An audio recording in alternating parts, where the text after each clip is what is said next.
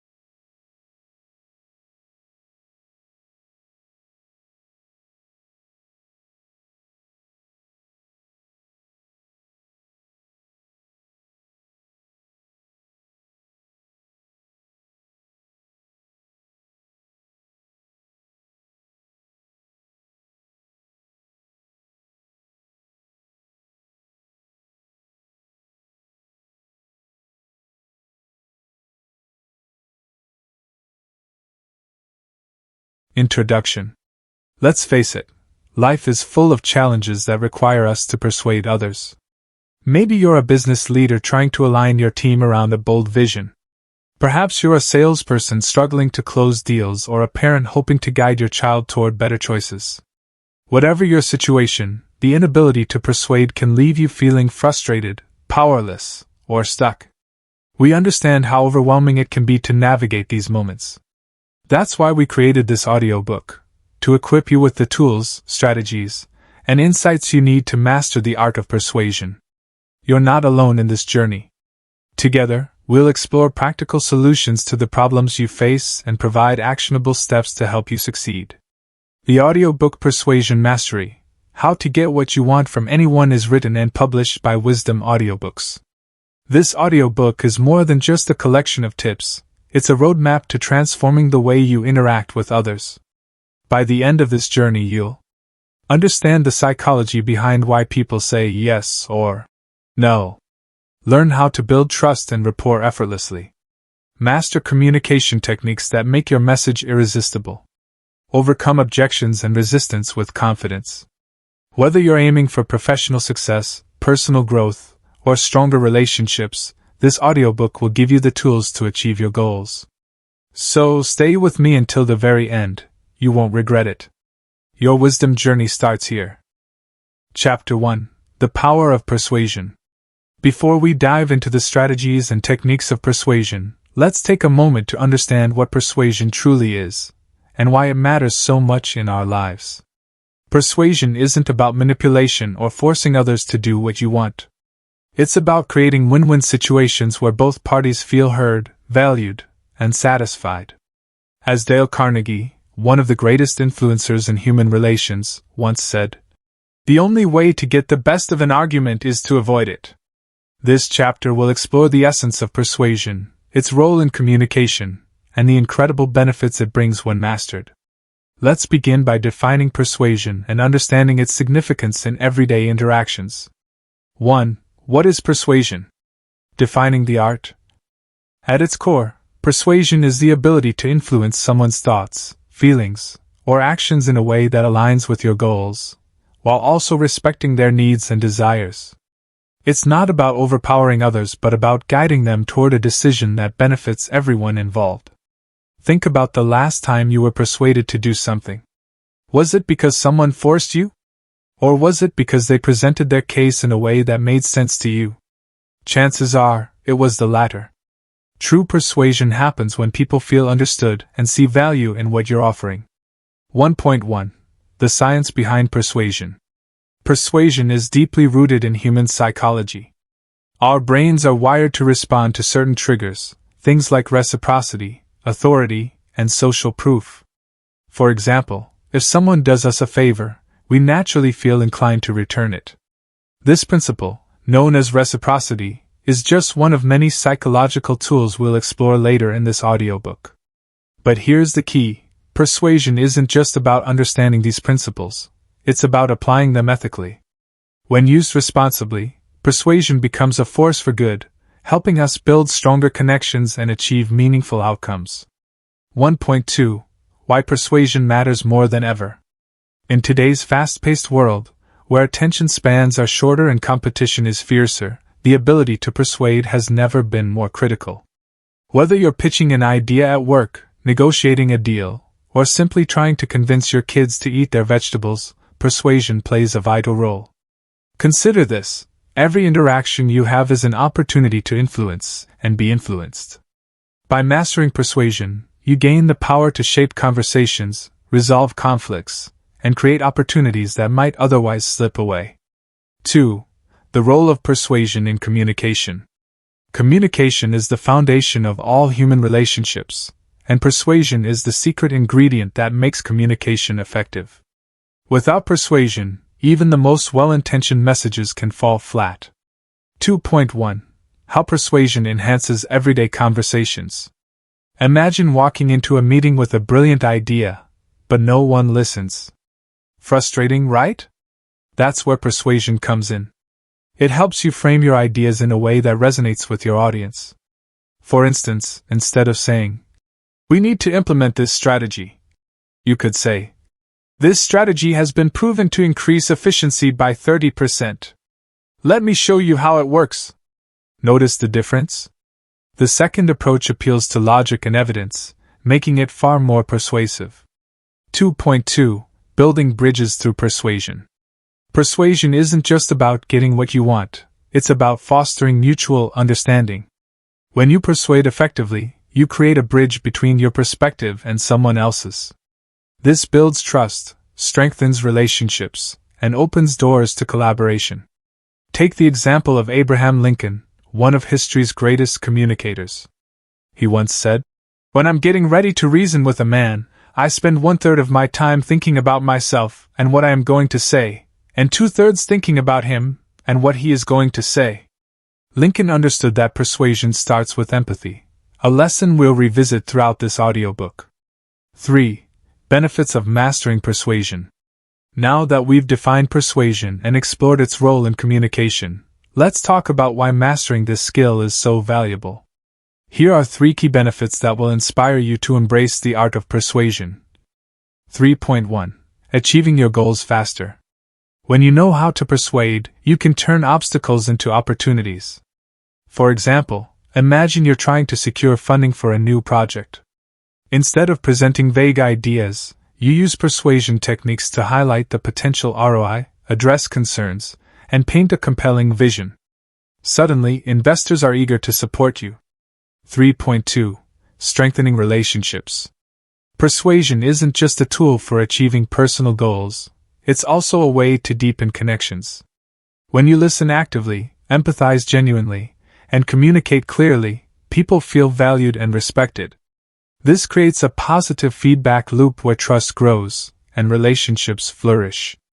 3.3. Gaining influence and leadership skills. Great leaders are great persuaders. They inspire others to follow their vision, even when the path ahead is uncertain. By mastering persuasion, you position yourself as a leader, not just in title, but in action. People will look to you for guidance because they trust your ability to make sound decisions. A real-life story, the power of persuasion in action. To bring these concepts to life, let me share a quick story about a man named John, a mid-level manager at a tech company. John had an idea for a new product feature that he believed would revolutionize his company's offerings.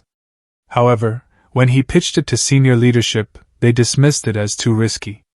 Instead of giving up, John decided to apply the principles of persuasion. First, he gathered data to prove the feature's potential impact. Then, he identified the key concerns of the leadership team: cost, feasibility, and market demand, and addressed each one systematically. Finally, he framed his proposal not as a risk, but as an opportunity to outpace competitors. Within weeks, John secured approval for his project. Not only did the feature succeed beyond expectations, but John also earned a promotion for his leadership and strategic thinking. What's the takeaway here? Persuasion transforms possibilities into realities. And the best part? You don't need to be born with charisma or charm, you just need to learn the right techniques. 4. Core elements of persuasion.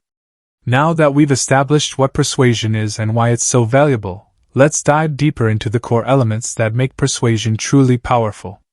These are the building blocks you'll need to master if you want to become a persuasive communicator. 4.1. Understanding human psychology. The first, and perhaps most important, element of persuasion is understanding human psychology. People don't make decisions purely based on logic. Emotions play a huge role in shaping their choices. As Zig Ziglar, one of the greatest motivational speakers of all time, once said, "You can have everything in life you want if you will just help enough other people get what they want." To persuade effectively, you must tap into both the emotional and rational sides of your audience. Here's how. Appeal to emotions. Stories, metaphors, and vivid imagery can evoke strong emotions that resonate with your audience. For example, instead of saying, "This charity helps children," you could say, "Every dollar you donate provides a warm meal for a child who hasn't eaten in days." Use logic to support your case. While emotions grab attention, logic seals the deal. Back up your arguments with facts, statistics, or real-life examples to build credibility. Understanding psychology also means recognizing biases and triggers that influence decision-making. For instance, people are more likely to agree with someone they perceive as an authority figure. This is known as the authority principle, which we'll explore further in later chapters. 4.2. The role of body language. Did you know that over 55% of communication is nonverbal? That's right, your body language often speaks louder than your words. If you want to persuade effectively, you need to master the art of nonverbal communication. Here are some key aspects of body language to focus on. Eye contact. Maintaining steady eye contact shows confidence and sincerity. However, avoid staring, as it can come across as aggressive. Posture. Stand or sit up straight to convey authority and attentiveness. Slouching, on the other hand, signals disinterest or insecurity. Gestures. Use hand gestures to emphasize points, but keep them natural and controlled. Overdoing it can distract from your message. Let me share a quick example. Imagine you're negotiating a business deal. If you lean slightly forward, maintain open gestures, and nod occasionally, you signal engagement and trustworthiness.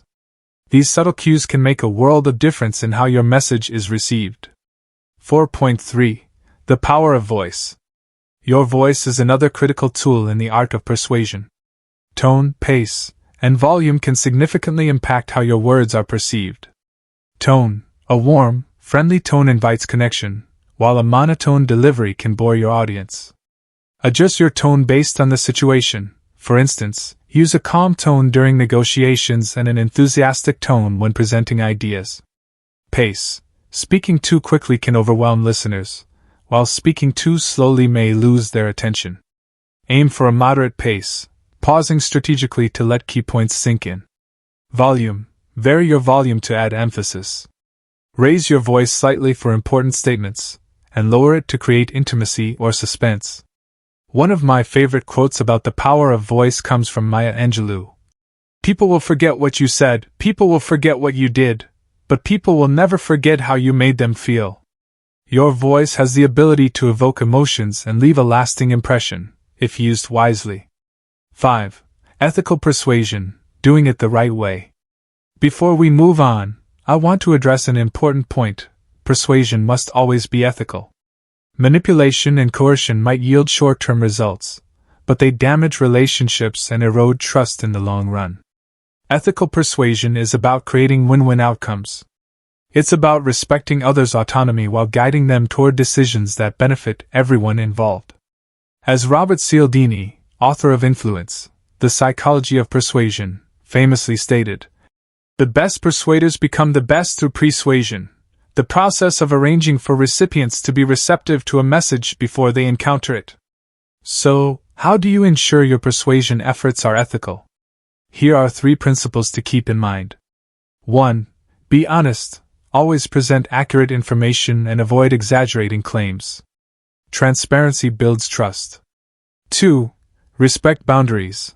Understand that not everyone will agree with you, and that's okay. Pushing too hard can backfire. 3. Focus on value. Frame your message in terms of what's beneficial for the other person, not just for yourself. By adhering to these principles, you'll not only persuade effectively but also strengthen your reputation as a trustworthy communicator. 6. A real-life example, turning skeptics into believers. To illustrate the power of ethical persuasion, let me share a story about Malala Yousafzai, the youngest ever Nobel laureate.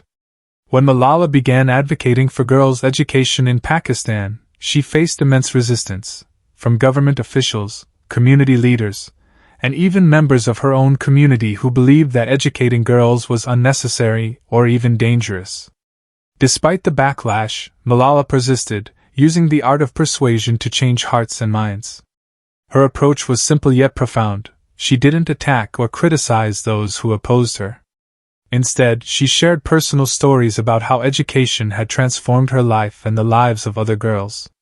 She spoke with passion, authenticity, and humility, appealing to people's sense of fairness and compassion. One of her most famous quotes captures this perfectly. "One child, one teacher, one book, and one pen can change the world." By focusing on universal values like hope, equality, and opportunity, Malala turned skeptics into believers and inspired millions around the globe to support her cause. This story teaches us an important lesson. Persuasion isn't about winning arguments. It's about inspiring action through empathy and understanding. When you approach persuasion with integrity and purpose, you can overcome even the toughest challenges. 7. Practical examples of persuasion in action. Now that we've explored the core elements of persuasion, let's look at some real-world examples to see how these principles can be applied in everyday situations. These scenarios will help you connect the dots and understand how to use persuasion effectively in your own life. 7.1. Negotiating a raise at work. Imagine you're preparing to ask for a raise. Instead of walking into your boss's office and demanding more money, you approach the conversation strategically. Step 1. Build rapport. Start by acknowledging your boss's challenges or recent successes. For example, "I really admire how you've led the team through this challenging quarter." This creates a positive atmosphere and shows respect. Step 2. Present your case. Highlight your contributions using specific examples. Say something like, "Over the past 6 months, I've taken on 3 major projects that increased revenue by 15%. I believe my efforts have added significant value to the company." Step 3. Appeal to mutual benefits. Frame your request in a way that benefits both parties. For instance, "A raise would motivate me to continue delivering high-quality work, which ultimately supports the company's growth." By combining logic, empathy, and strategic communication, you increase your chances of success. 7.2. Convincing a loved one to try something new. Let's say you want your partner to join you for a weekend hiking trip, but they're hesitant because they've never hiked before. Here's how you can persuade them. Step 1. Address their concerns. Acknowledge their fears and reassure them. For example, "I understand you're worried about being uncomfortable, but I'll make sure we take breaks whenever you need." Step 2. Highlight the benefits. Focus on what they'll gain from the experience. You might say, "It'll be a great way for us to disconnect from our phones and reconnect with nature and each other." Step 3. Use social proof. Mention that friends or family members who've tried hiking loved it. People are more likely to try something new if they know others have enjoyed it. These small steps can turn hesitation into excitement. 7.3. Resolving a conflict with a colleague. Suppose you're in a disagreement with a coworker over how to approach a project. Instead of escalating the tension, use persuasion to find common ground. Step 1. Listen actively. Give them space to express their perspective without interrupting. Nod occasionally and maintain eye contact to show you're engaged. Step 2. Find shared goals. Say something like, "We both want this project to succeed. Let's figure out a solution that incorporates the best ideas from both of us." Step 3. Propose a compromise. Suggest a middle ground that satisfies both parties. For example, "How about we test your idea for the first phase and mine for the second? That way, we can evaluate what works best." By focusing on collaboration rather than competition, you can resolve conflicts amicably. 8. Actionable tips to master persuasion today. Persuasion isn't just a theoretical concept, it's a skill you can start practicing right now. Here are 5 actionable tips to help you become a more persuasive communicator. 1. Know your audience. Tailor your message to their needs, values, and preferences.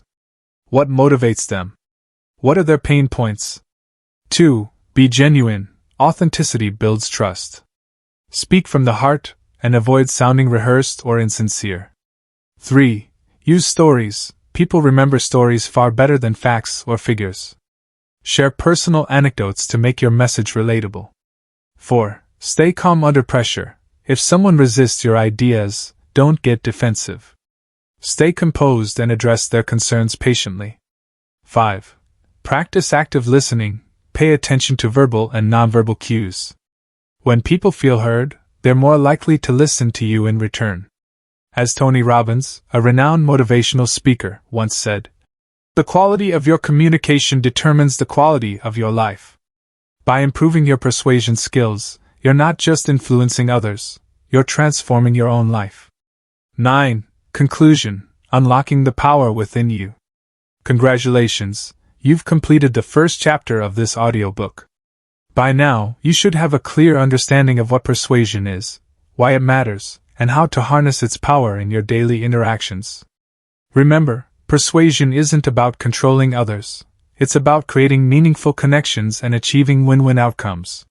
Whether you're negotiating a deal, resolving a conflict, or simply trying to inspire change, the principles you've learned today will serve as your foundation.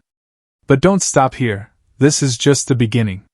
In the next chapter, we'll dive deeper into the psychology of human behavior and uncover the secrets to reading people like an open book. Your journey to becoming a master persuader starts now. Are you ready to take the next step? Chapter 2: Understanding Human Psychology. In this chapter, we'll explore the fascinating world of human psychology and how it plays a pivotal role in the art of persuasion. As the legendary psychologist Carl Jung once said, "Until you make the unconscious conscious, it will direct your life and you will call it fate."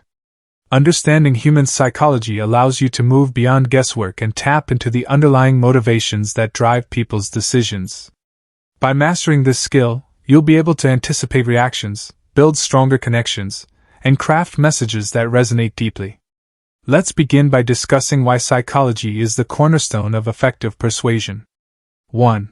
Why psychology is the key to persuasion. At its core, persuasion is about influencing behavior, and behavior is shaped by psychology. To persuade someone, you need to understand what makes them tick, their desires, fears, values, and biases. Without this understanding, even the most well-crafted arguments can fall flat. 1.1. The science behind decision-making. Contrary to popular belief, humans are not purely rational beings. Our decisions are influenced by a complex interplay of emotions, instincts, and cognitive biases. For example, emotions drive decisions. Studies show that people rely on emotions more than logic when making choices. This is why storytelling and emotional appeals are so effective in persuasion. Cognitive biases shape perceptions. These mental shortcuts, such as confirmation bias or the halo effect, can distort how people interpret information. By understanding these biases, you can frame your message in a way that aligns with their thought processes. 1.2. Building empathy through psychology. Empathy is the ability to put yourself in someone else's shoes, and it's one of the most powerful tools in persuasion. When you understand someone's psychological needs, you can tailor your approach to address those needs directly. For instance, if you know that a colleague values recognition, you might say, "Your contribution to this project has been incredible. I'd love to see you take the lead on the next phase." This simple acknowledgement taps into their desire for validation and motivates them to act. 2. Reading and analyzing people's psychology. Now that we've established the importance of psychology, let's dive into how you can read and analyze people effectively. This skill will allow you to adapt your communication style and increase your chances of success. 2.1. Observing nonverbal cues. Nonverbal communication accounts for over half of all human interaction. By paying attention to body language, facial expressions, and tone of voice, you can gain valuable insights into someone's thoughts and feelings. Here are some key nonverbal cues to watch for. Eye contact. Direct eye contact often signals confidence and sincerity, while avoiding eye contact may indicate discomfort or dishonesty. Posture. Leaning forward suggests interest and engagement, while crossing arms can signal defensiveness or resistance. Facial expressions, microexpressions, brief, involuntary facial movements, can reveal hidden emotions like surprise, anger, or happiness. For example, imagine you're pitching an idea to a client. If they lean back with crossed arms and avoid eye contact, it's a sign they're skeptical or disengaged. In this case, you might shift your approach by addressing their concerns directly or asking open-ended questions to encourage dialogue. 2.2. Listening for verbal clues. What people say, and how they say it, can provide additional context about their mindset. Pay attention to word choice. Positive language indicates optimism, while negative words may suggest frustration or doubt. Tone of voice. A hesitant tone could mean uncertainty, while a firm tone reflects conviction. Repetition. Repeating certain phrases or ideas often highlights what matters most to them. For instance, if a friend repeatedly mentions feeling overwhelmed at work, you can infer that stress is a major concern for them. This insight allows you to frame your suggestions in a way that addresses their need for relief. 2.3. Asking insightful questions. One of the best ways to uncover someone's psychology is by asking thoughtful questions. Open-ended questions encourage deeper reflection and reveal underlying motivations. Instead of asking, "Do you like this idea?" try, "What aspects of this idea do you find most appealing?"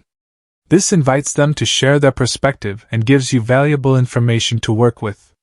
3. Fundamental principles of human psychology and persuasion. Understanding psychology isn't just about observing, it's also about applying proven principles to influence behavior. Let's explore 3 foundational principles that every persuader should know. 3.1. Reciprocity. Give before you ask. The principle of reciprocity states that people feel compelled to return favors or gestures. If you offer something valuable up front, they're more likely to respond positively to your request. For example, if you want a coworker to help you with a task, start by offering assistance with one of their projects. As Robert Cialdini explains in Influence, people are more likely to say yes to those who have given them something first. 3.2. Scarcity. Create urgency. People value things more when they perceive them as rare or time-sensitive. Highlighting scarcity can motivate others to act quickly. Imagine you're promoting a product. Instead of saying, "This item is available," you could say, "Only 10 units left. Act now before they're gone." This creates a sense of urgency that drives decision-making. 3.3. Authority. Establish credibility. We tend to trust and follow those we perceive as experts or authority figures. Demonstrating expertise builds credibility and makes your message more persuasive. For instance, if you're giving a presentation, include data from reputable sources or share testimonials from industry leaders. As Napoleon Hill famously wrote, "Expert knowledge is the chief source of power in the modern world." 4. A real-life story. The power of psychological insight. To bring these concepts to life, let me share a story about Steve Jobs, co-founder of Apple, one of the most iconic figures in modern innovation. When Jobs introduced the iPhone in 2007, he didn't just present it as a new gadget. He framed it as a revolutionary device that would change the way people live, work, and communicate. His presentation wasn't merely a product launch. It was a masterclass in understanding human psychology and leveraging it to persuade millions of people to embrace his vision. Understanding the audience's desires. Jobs had an uncanny ability to tap into the deepest desires of his audience. He understood that people weren't just looking for a phone, they wanted innovation, convenience, and status. By positioning the iPhone as 3 devices in one, a phone, an iPod, and an internet communicator, he appealed to their desire for simplicity and cutting-edge technology. He also knew that people craved products that made them feel special.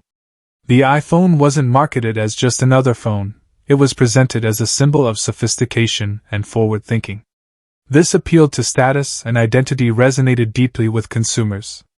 Applying psychological principles. Liking. Find common interests with the other party to build rapport. For example, "I notice you're passionate about sustainability. That's something we prioritize too."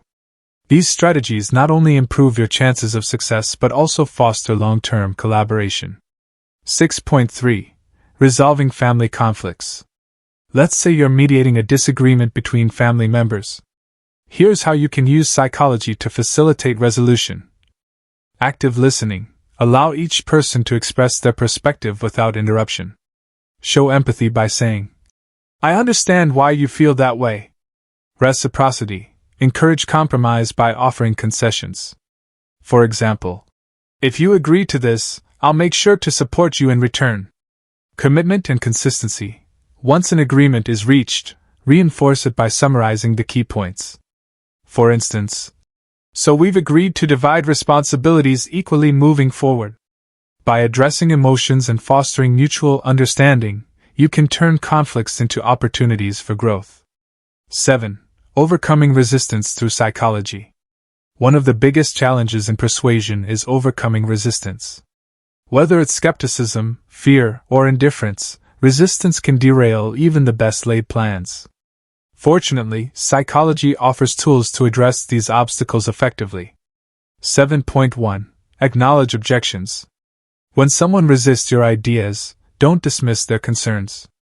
Instead, acknowledge them and provide solutions. For example, objection: "This seems too expensive." Response: "I understand your concern. However, the long-term benefits outweigh the initial cost. Let me show you how." By validating their feelings, you reduce defensiveness and open the door to dialogue. 7.2. Reframe negative perceptions. Sometimes, resistance stems from negative perceptions. Reframing these perceptions can shift their mindset. For instance, negative perception: "This change feels risky." Reframe: "Change always involves some uncertainty, but think of it as an opportunity to grow and innovate." Framing challenges as opportunities encourages a more positive outlook. 7.3. Use positive reinforcement. Rewarding desired behaviors reinforces cooperation. For example, if a child completes their homework, praise them enthusiastically. "Great job finishing your homework early. You're setting yourself up for success."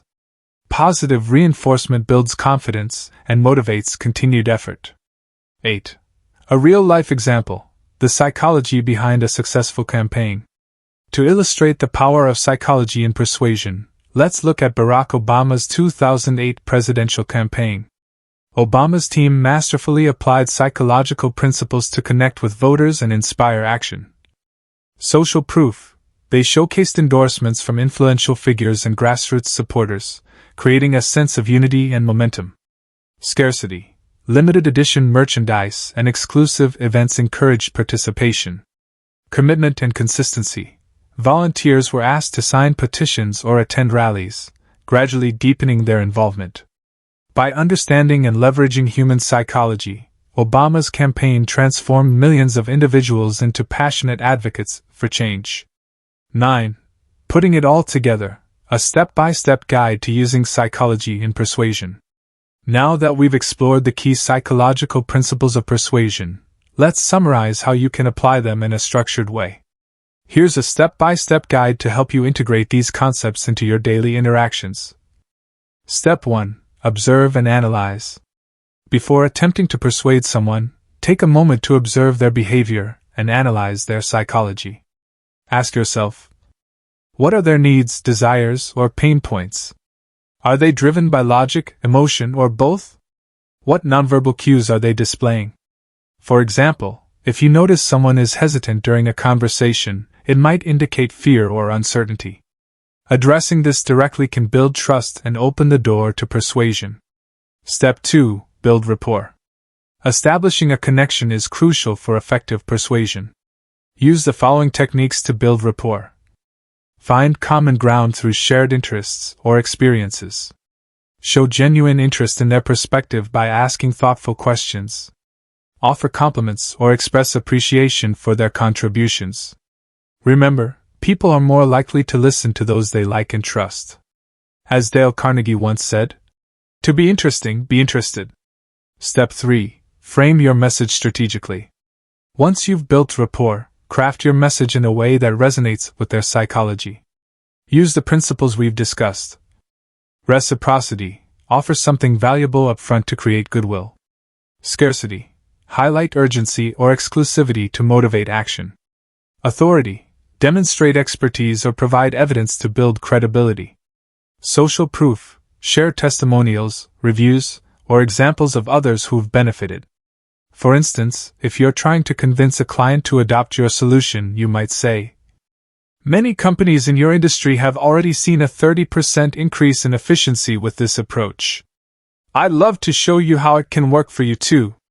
Step 4. Address resistance gracefully. If someone resists your ideas, don't push harder. Instead, address their concerns with empathy. Acknowledge their objections, reframe negative perceptions, and offer solutions.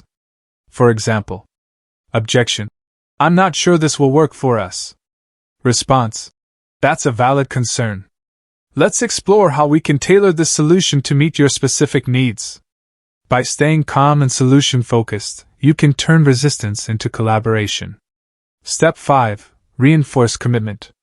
Once someone agrees to take action, reinforce their commitment by summarizing the benefits and expressing gratitude. For example, thank you for trusting me with this opportunity.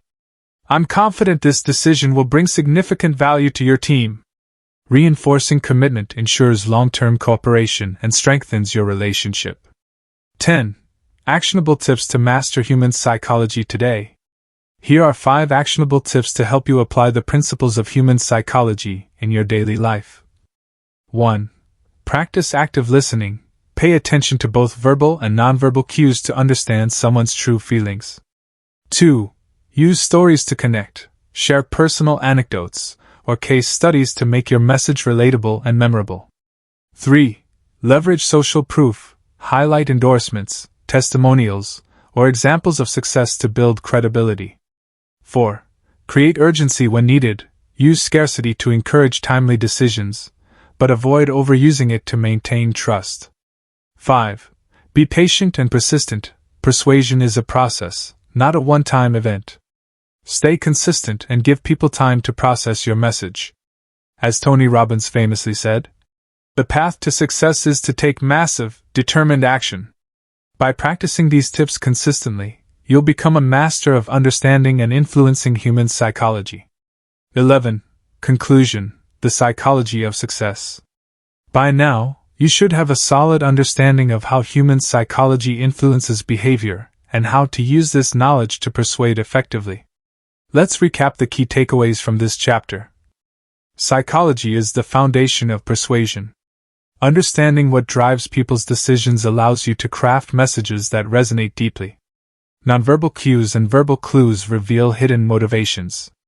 Observing body language, tone of voice, and word choice provides valuable insights.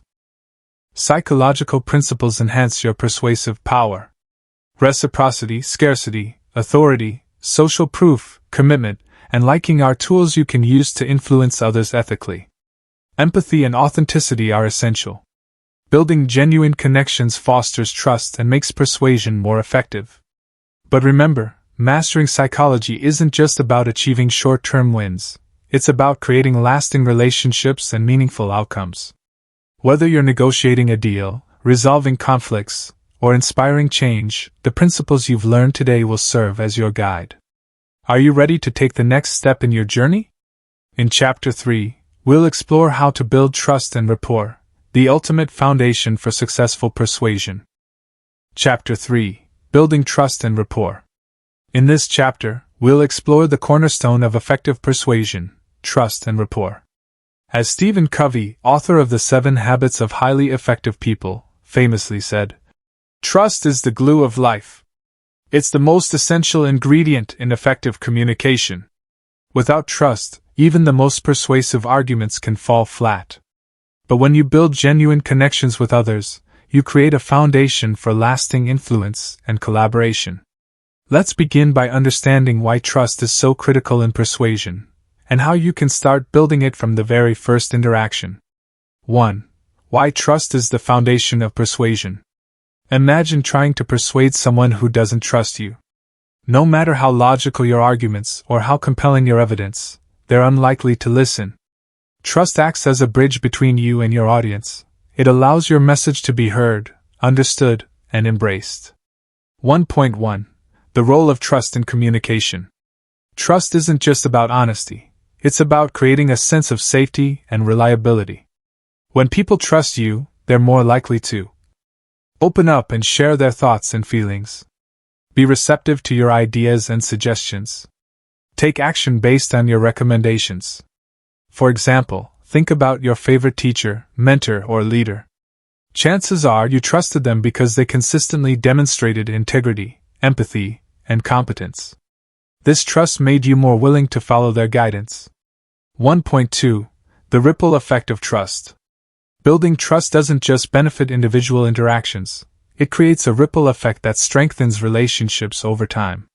When people trust you, they're more likely to recommend you to others, collaborate with you on future projects, and support your goals. As Maya Angelou once said, "I've learned that people will forget what you said, people will forget what you did, but people will never forget how you made them feel." Trust ensures that you leave a positive, lasting impression. 2. Creating trust from the first interaction. The first few moments of any interaction set the tone for the entire relationship. Here's how you can build trust right from the start. 2.1. Start with active listening. One of the fastest ways to build trust is by showing genuine interest in others. Active listening involves not just hearing their words but also understanding their emotions and intentions. Here's how to practice active listening. Maintain eye contact. Show that you're fully present and engaged. Nod and smile. Use nonverbal cues to signal agreement or encouragement. Ask follow-up questions. Demonstrate curiosity by asking questions like, "Can you tell me more about that?" For example, if a colleague shares an idea during a meeting, you might say, "That's an interesting perspective. How do you think we could implement it?" This shows that you value their input and are invested in their success. 2.2.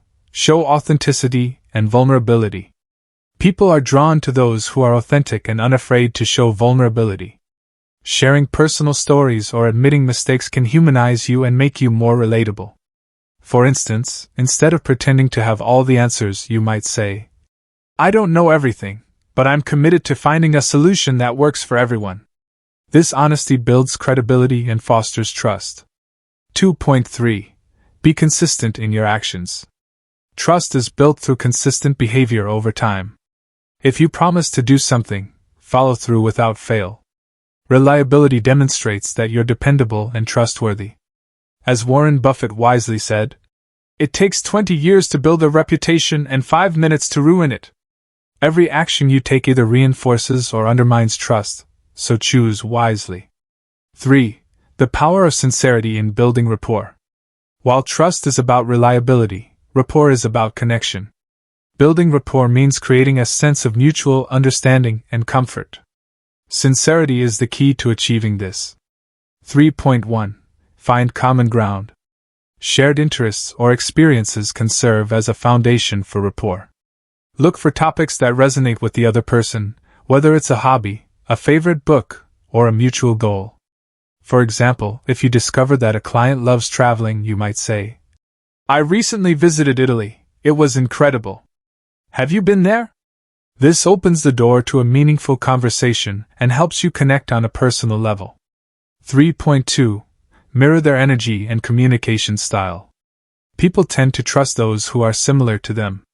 Subtly mirroring someone's body language, tone of voice, or pace of speech can create a subconscious sense of familiarity. For instance, if someone speaks slowly and deliberately, match their rhythm instead of rushing through your points. This alignment signals that you're in sync with them. 3.3. Offer genuine compliments. Compliments are a simple yet powerful way to build rapport, but they must be sincere. Focus on specific qualities or achievements rather than generic praise. For example, instead of saying, "You're great at your job," try, "Your presentation was incredibly well-researched and engaging. I learned so much from it." Specific compliments show that you're paying attention and genuinely appreciate their efforts. 4. A real-life story. The trust that changed everything. To illustrate the transformative power of trust, let me share a story about Howard Schultz, the former CEO of Starbucks. When Schultz returned to Starbucks in 2008 after a period away, the company was struggling financially and losing customer loyalty. Instead of focusing solely on profits, Schultz prioritized rebuilding trust with employees, whom he called partners, and customers. How Schultz built trust. 1. Listening to employees. Schultz traveled to hundreds of stores to hear directly from employees about their challenges and ideas. He showed vulnerability by admitting that leadership had lost its way and promised to make changes. 2.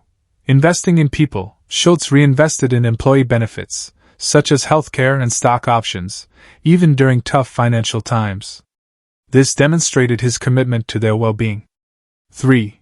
Reconnecting with customers. Schultz closed all U.S. stores for a day to retrain baristas on coffee-making techniques, a bold move that signaled a renewed focus on quality and customer experience. By prioritizing trust and rapport, Schultz turned Starbucks around, restoring both employee morale and customer loyalty.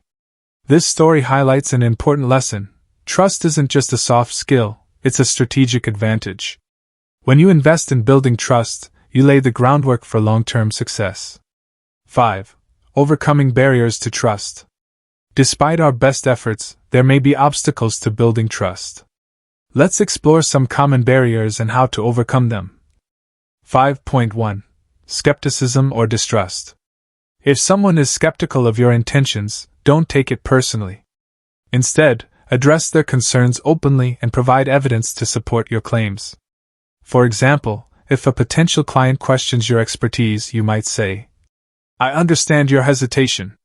Let me share some case studies where we've successfully helped clients achieve similar goals." 5.2. Cultural differences. In multicultural settings, misunderstandings can arise due to differences in communication styles or values. Research cultural norms beforehand and adapt your approach accordingly.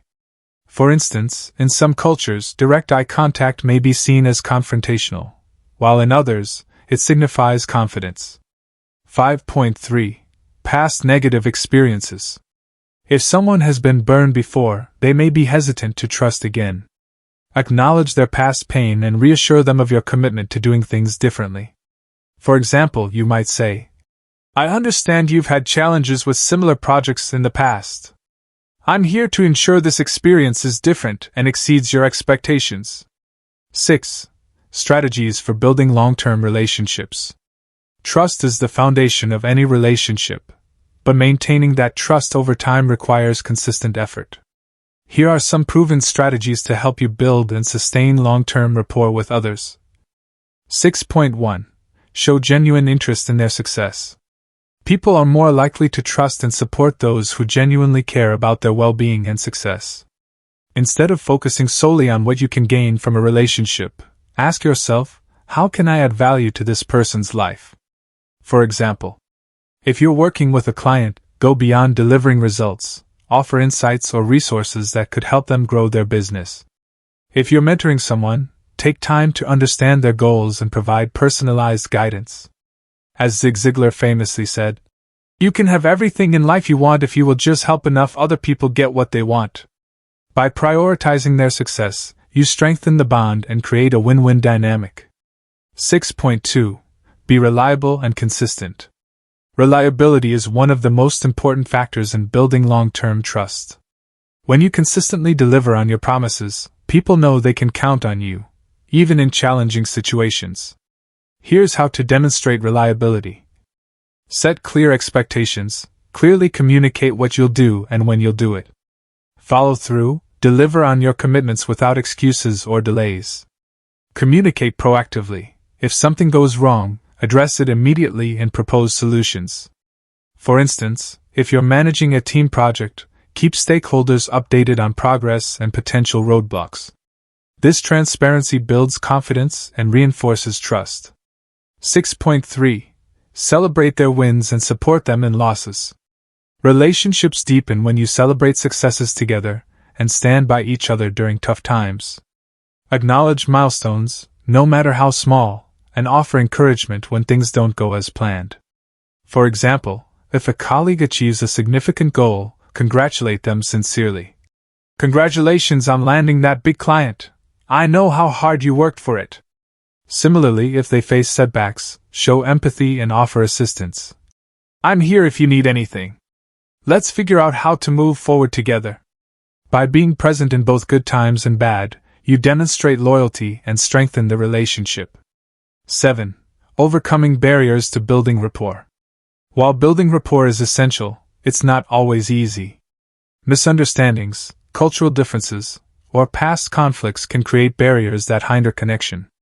Here's how to navigate these challenges effectively. 7.1. Addressing misunderstandings.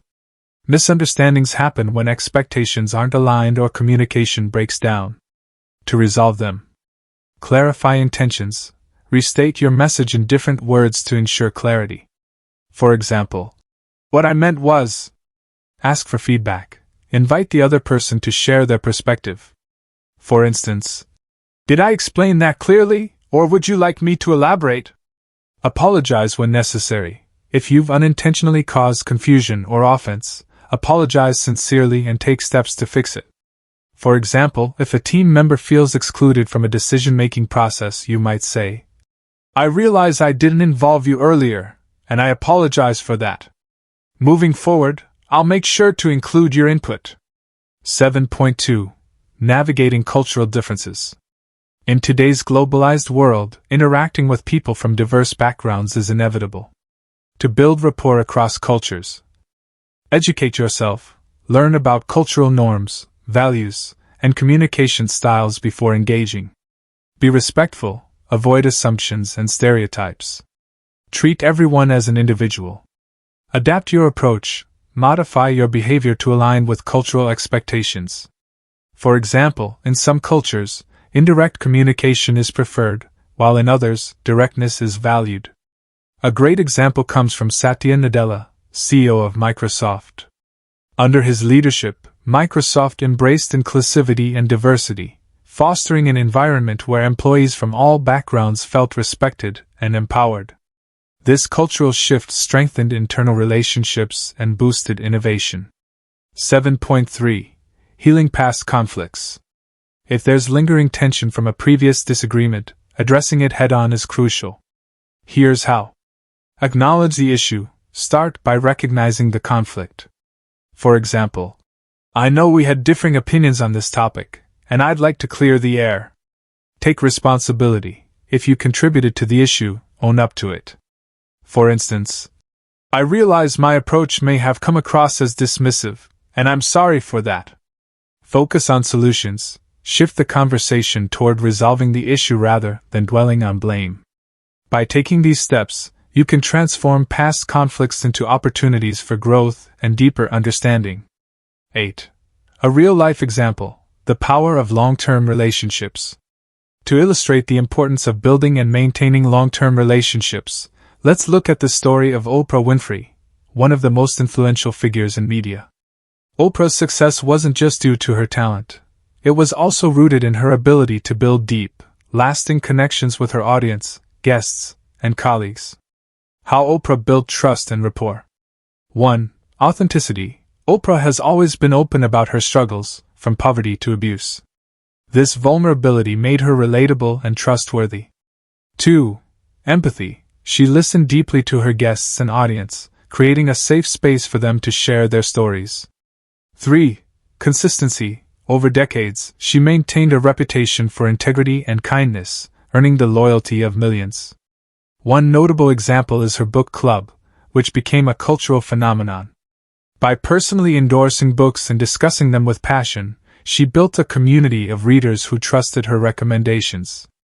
This story teaches us that long-term relationships are built on authenticity, empathy, and consistency. When you invest in these qualities, you create bonds that withstand the test of time. 9. Practical tips for strengthening trust and rapport. Here are 5 actionable tips to help you strengthen trust and rapport in your daily interactions. 1.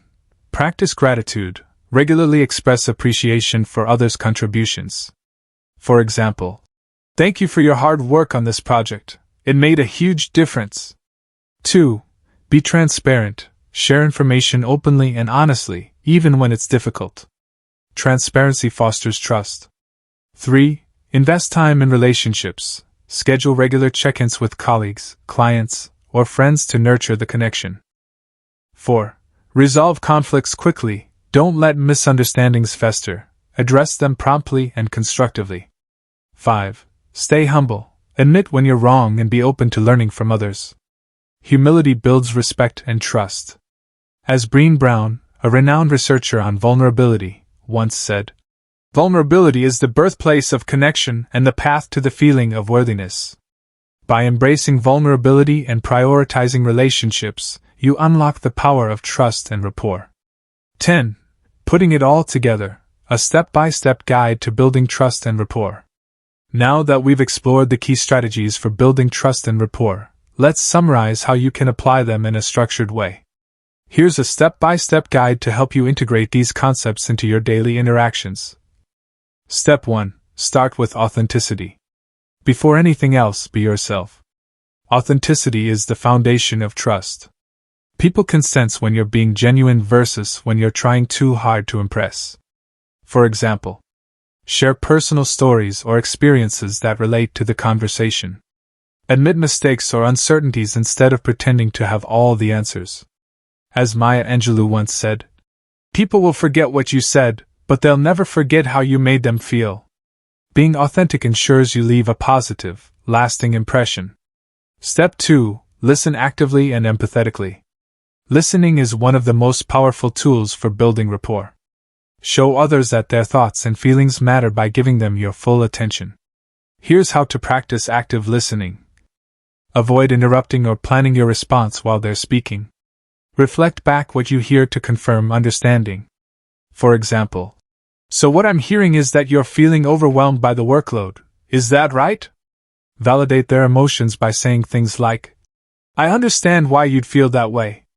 Active listening not only builds trust but also helps you tailor your approach to their needs.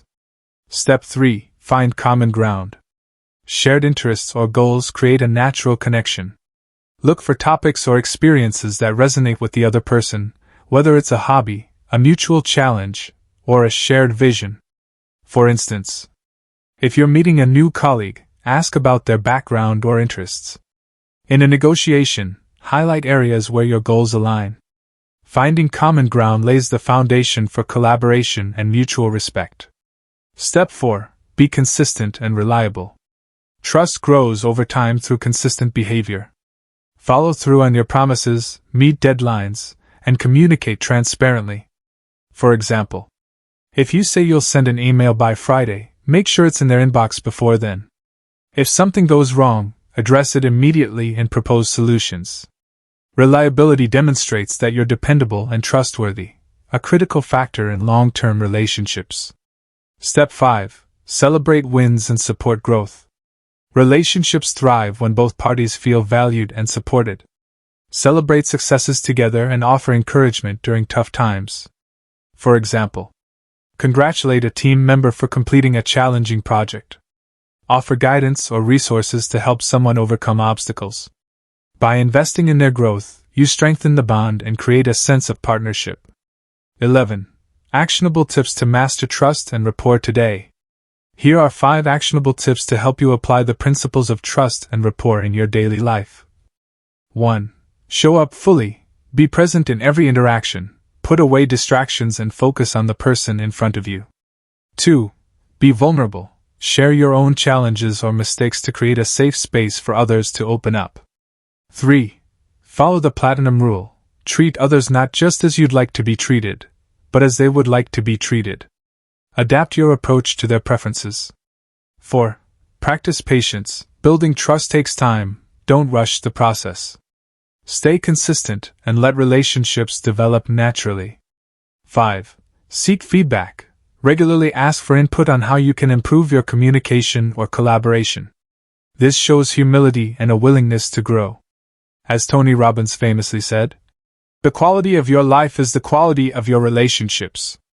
By prioritizing trust and rapport, you enhance not only your personal connections but also your ability to influence and inspire others.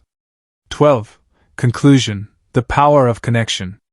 By now, you should have a clear understanding of why trust and rapport are essential for effective persuasion, and how to build them in a meaningful, lasting way. Let's recap the key takeaways from this chapter. Trust is the foundation of persuasion. Without it, even the best arguments fall flat. Authenticity and empathy are non-negotiable. People connect with those who are genuine and caring. Consistency builds reliability. Following through on your commitments reinforces trust over time. Shared experiences deepen relationships. Finding common ground creates a sense of unity and collaboration. Patience and effort are required. Building trust and rapport is a journey, not a destination. Remember, trust isn't just a tool for achieving short-term goals. It's the cornerstone of meaningful, long-term relationships. Whether you're leading a team, negotiating a deal, or simply trying to connect with others, the principles you've learned today will serve as your guide. Before we move on to Chapter 4, I want to leave you with one final thought. Connection is the currency of influence. When you invest in building trust and rapport, you unlock the power to inspire, motivate, and persuade others in ways that truly matter. Are you ready to take the next step in your journey? In Chapter 4, we'll explore the art of mastering communication, the ultimate skill for turning your ideas into action. Chapter 4, Mastering the Art of Communication. In this chapter, we'll dive into the art of communication, the cornerstone of effective persuasion. As George Bernard Shaw once said, "The single biggest problem in communication is the illusion that it has taken place." Many people assume that simply speaking or writing their thoughts is enough to persuade others. However, true communication goes far beyond words. It's about connecting, engaging, and inspiring action. In this chapter, we'll explore how to use language, tone, and delivery to craft messages that resonate deeply with your audience. Let's begin by understanding why communication is so critical in the art of persuasion. 1. Why communication is the key to persuasion. Communication is the bridge between your ideas and your audience's understanding. Without clear, compelling communication, even the best intentions can be misunderstood or ignored. 1.1. The role of communication in influence. Persuasion isn't just about what you say, it's about how you say it. Effective communicators know how to frame their message in a way that aligns with their audience's values, needs, and emotions. For example, a salesperson who understands their customers' pain points can tailor their pitch to address those specific concerns.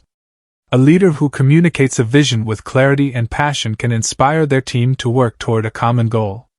1.2. The power of words. Words have the power to inspire, motivate, and transform. The right choice of words can make your message memorable and impactful. Consider Martin Luther King Jr.'s iconic speech, "I have a dream."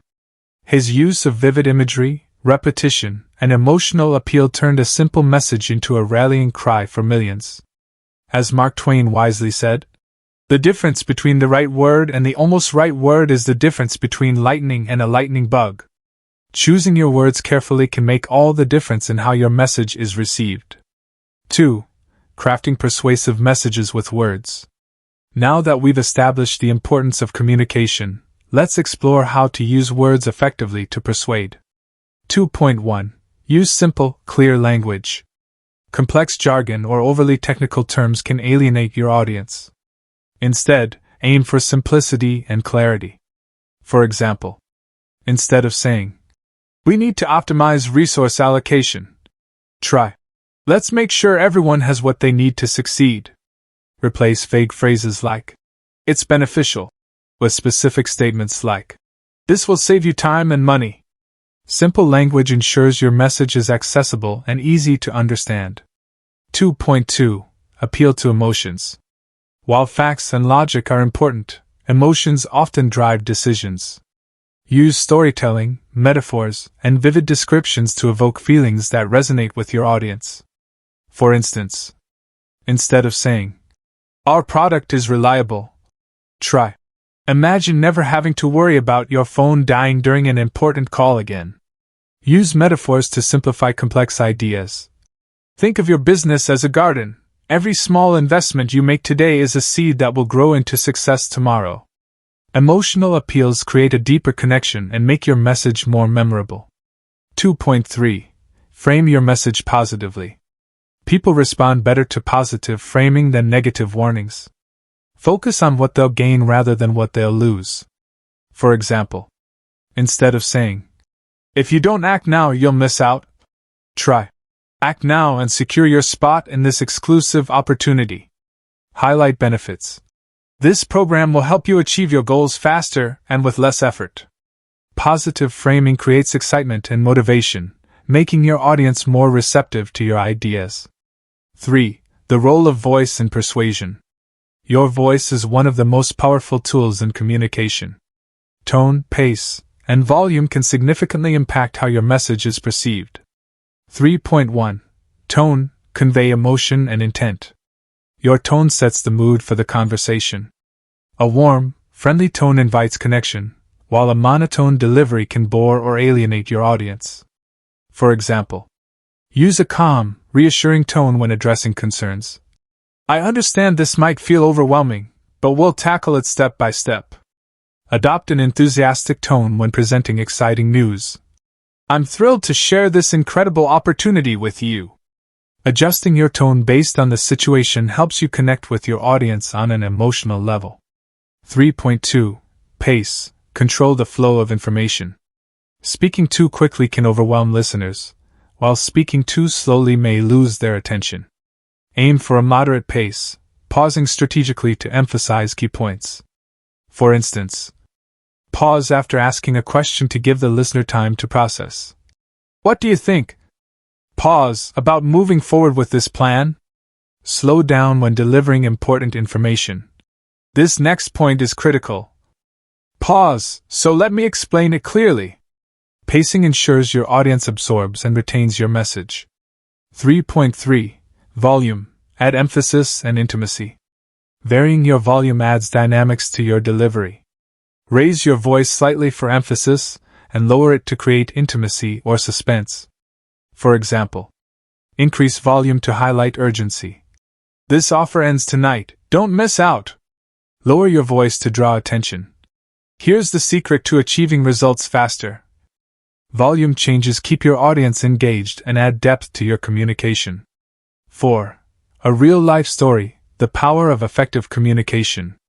To illustrate the transformative power of communication, let's look at the story of Malala Yousafzai, a global advocate for girls' education.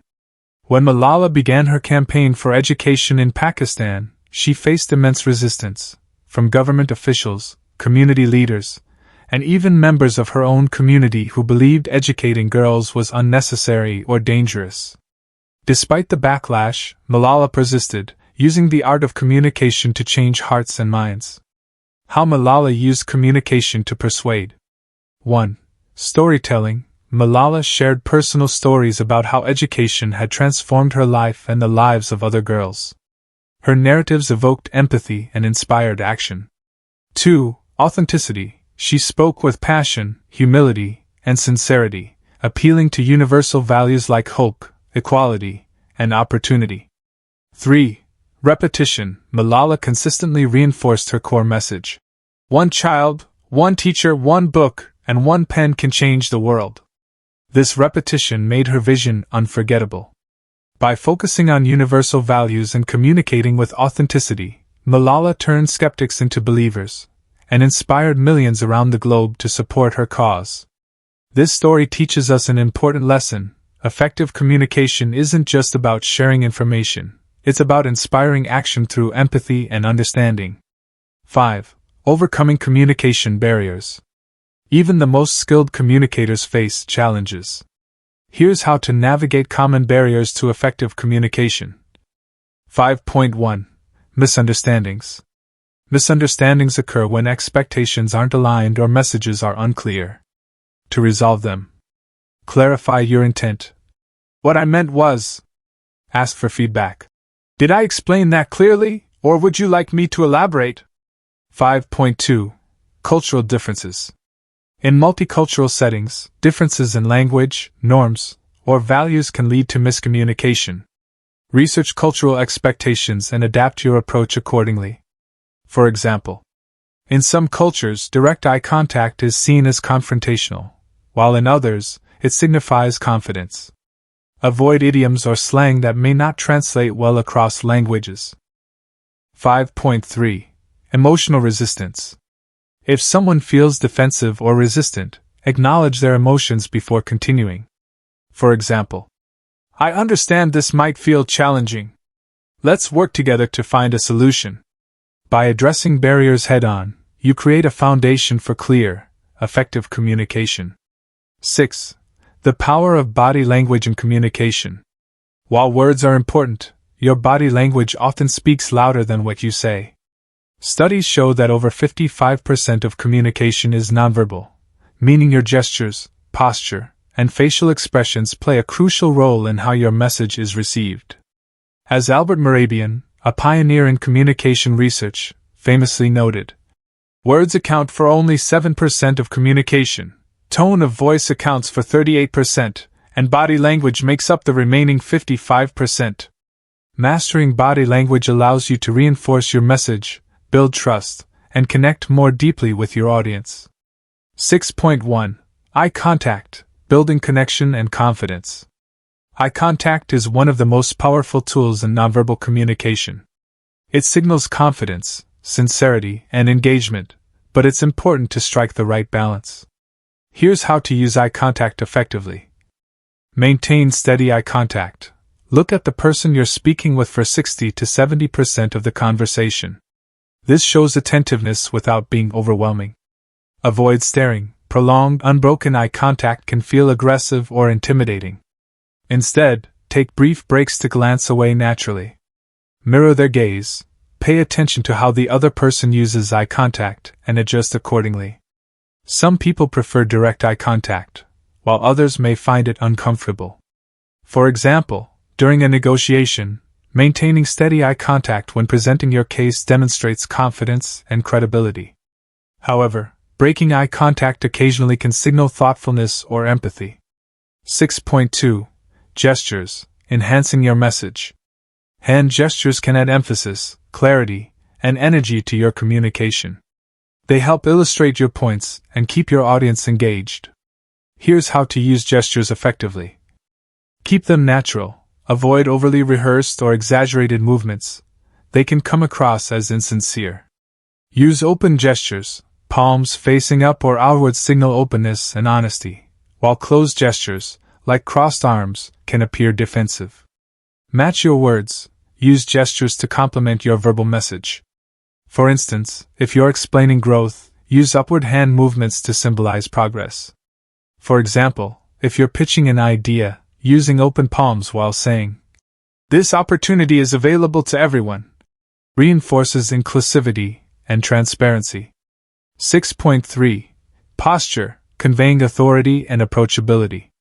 Your posture communicates volumes about your confidence, attentiveness, and attitude. Standing or sitting up straight conveys authority and professionalism, while slouching signals disinterest or insecurity. Here's how to use posture effectively. Stand tall. Keep your shoulders back and head high to project confidence. Lean slightly forward. Leaning forward during conversations signals engagement and interest. Avoid fidgeting. Restless movements like tapping your foot or playing with objects can distract from your message. For instance, in a leadership meeting, sitting upright with your hands resting calmly on the table projects authority and attentiveness. Conversely, leaning too far back might make you appear disengaged or aloof. 6.4. Facial expressions, communicating emotion. Your face is a canvas for emotion. It can convey enthusiasm, empathy, concern, or skepticism without uttering a word.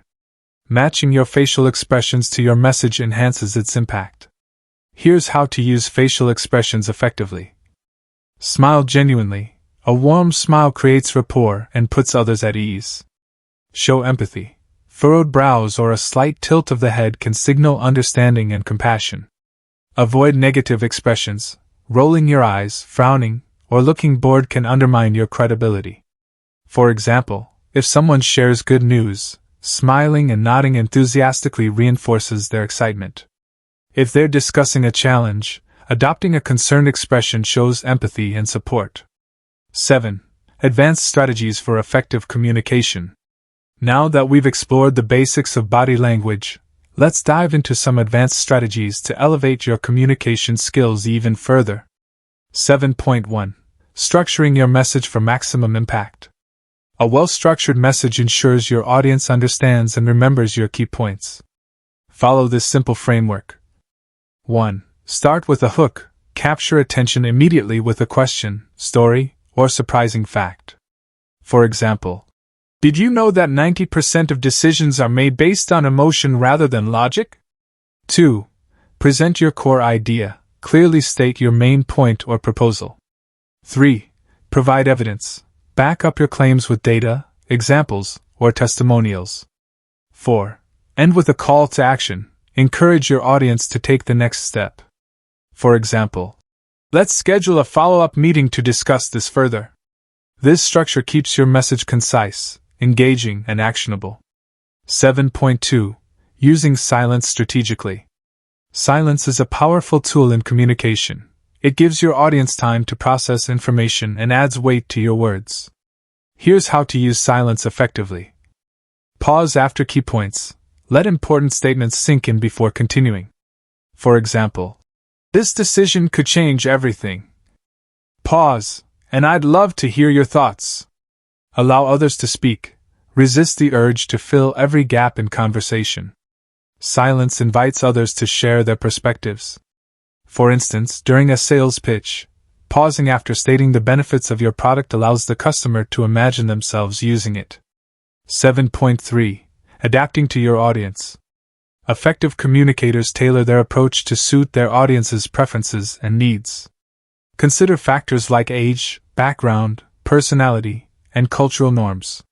For example, with analytical individuals, focus on facts, data, and logical reasoning. With emotional personalities, emphasize stories, metaphors, and personal connections. Adapting your style ensures your message resonates deeply with each listener. 8. A real-life example, the art of nonverbal persuasion. To illustrate the power of body language and advanced communication strategies, let's look at the story of Barack Obama, one of the most charismatic communicators of our time. During his presidency, Obama mastered the art of combining verbal and nonverbal communication to inspire millions. How Obama used body language to persuade. 1. Confident posture. Whether standing at a podium or sitting in meetings, Obama always maintained an upright posture, projecting authority and poise. 2. Strategic gestures. He used hand gestures to emphasize key points, such as pointing upward when discussing hope or bringing his hands together when talking about unity. 3. Engaging eye contact. Obama made a habit of scanning the room and making eye contact with different individuals, creating a sense of inclusion and connection. 4. Pauses for impact. His deliberate use of pauses allowed his words to resonate deeply, giving listeners time to absorb his message. Obama's ability to blend verbal and nonverbal communication turned his speeches into transformative experiences, inspiring action and fostering trust. This story highlights an important lesson. Mastering both verbal and nonverbal elements of communication amplifies your persuasive power. 9. Practical tips for mastering communication today. Here are 5 actionable tips to help you apply the principles of effective communication in your daily life. 1. Record yourself. Practice delivering a speech or presentation, then watch the recording to identify areas for improvement in your tone, pace, and body language. 2. Seek feedback. Ask trusted colleagues or friends for input on your communication style. Constructive criticism helps you grow. 3. Observe great communicators, study leaders, speakers, or influencers who excel in communication. Note how they use words, tone, and body language. 4. Practice active listening. Focus on truly understanding others' perspectives before responding. This builds trust and strengthens relationships. 5. Stay calm under pressure. When faced with resistance or conflict, maintain composure and respond thoughtfully rather than react impulsively. As Brian Tracy, a renowned motivational speaker, once said, "Communication is a skill that you can learn.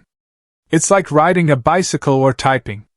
If you're willing to work at it, you can rapidly improve the quality of every part of your life." 10. Putting it all together, a step-by-step guide to mastering communication. Now that we've explored the key elements of effective communication, let's summarize how you can integrate these strategies into your daily interactions. Here's a step-by-step guide to help you master the art of communication. Step 1. Prepare your message. Before engaging in any conversation or presentation, take time to organize your thoughts. Ask yourself, what is the core message I want to convey? Who is my audience, and what do they care about? How can I frame my message to resonate with them? For example, If you're pitching an idea to your boss, structure your message around their priorities, such as cost savings, efficiency, or team morale. Step 2. Use clear and persuasive language. Choose your words carefully to ensure clarity and impact. Avoid jargon or overly complex terms, and focus on creating emotional connections through storytelling and vivid imagery. For instance, instead of saying, "This initiative will increase productivity," try, "Imagine completing projects twice as fast without sacrificing quality."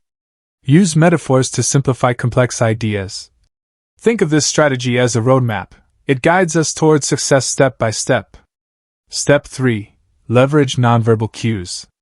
Your body language should reinforce your verbal message. Maintain steady eye contact, use open gestures, and adopt a confident posture to project authority and trustworthiness. For example, during a negotiation, lean slightly forward to show engagement, and nod occasionally to signal agreement. Use hand gestures to emphasize key points, such as spreading your arms wide when discussing growth or bringing your hands together when talking about collaboration. Step 4. Adapt to your audience. Tailor your approach based on the preferences and needs of your audience. Consider factors like their personality, cultural background, and level of expertise. For instance, with analytical individuals, focus on data and logic. With emotional personalities, emphasize stories and personal connections. Step 5. Practice active listening. Communication isn't just about speaking, it's also about listening. Show genuine interest in others' perspectives by asking thoughtful questions and reflecting back what you hear. For example, if someone shares a concern, respond with empathy. "I understand why you'd feel that way. Let's work together to find a solution." Validate their input. "That's a great point. I hadn't considered that before." Active listening builds trust and ensures your message is well received. 11. Actionable tips to master communication today.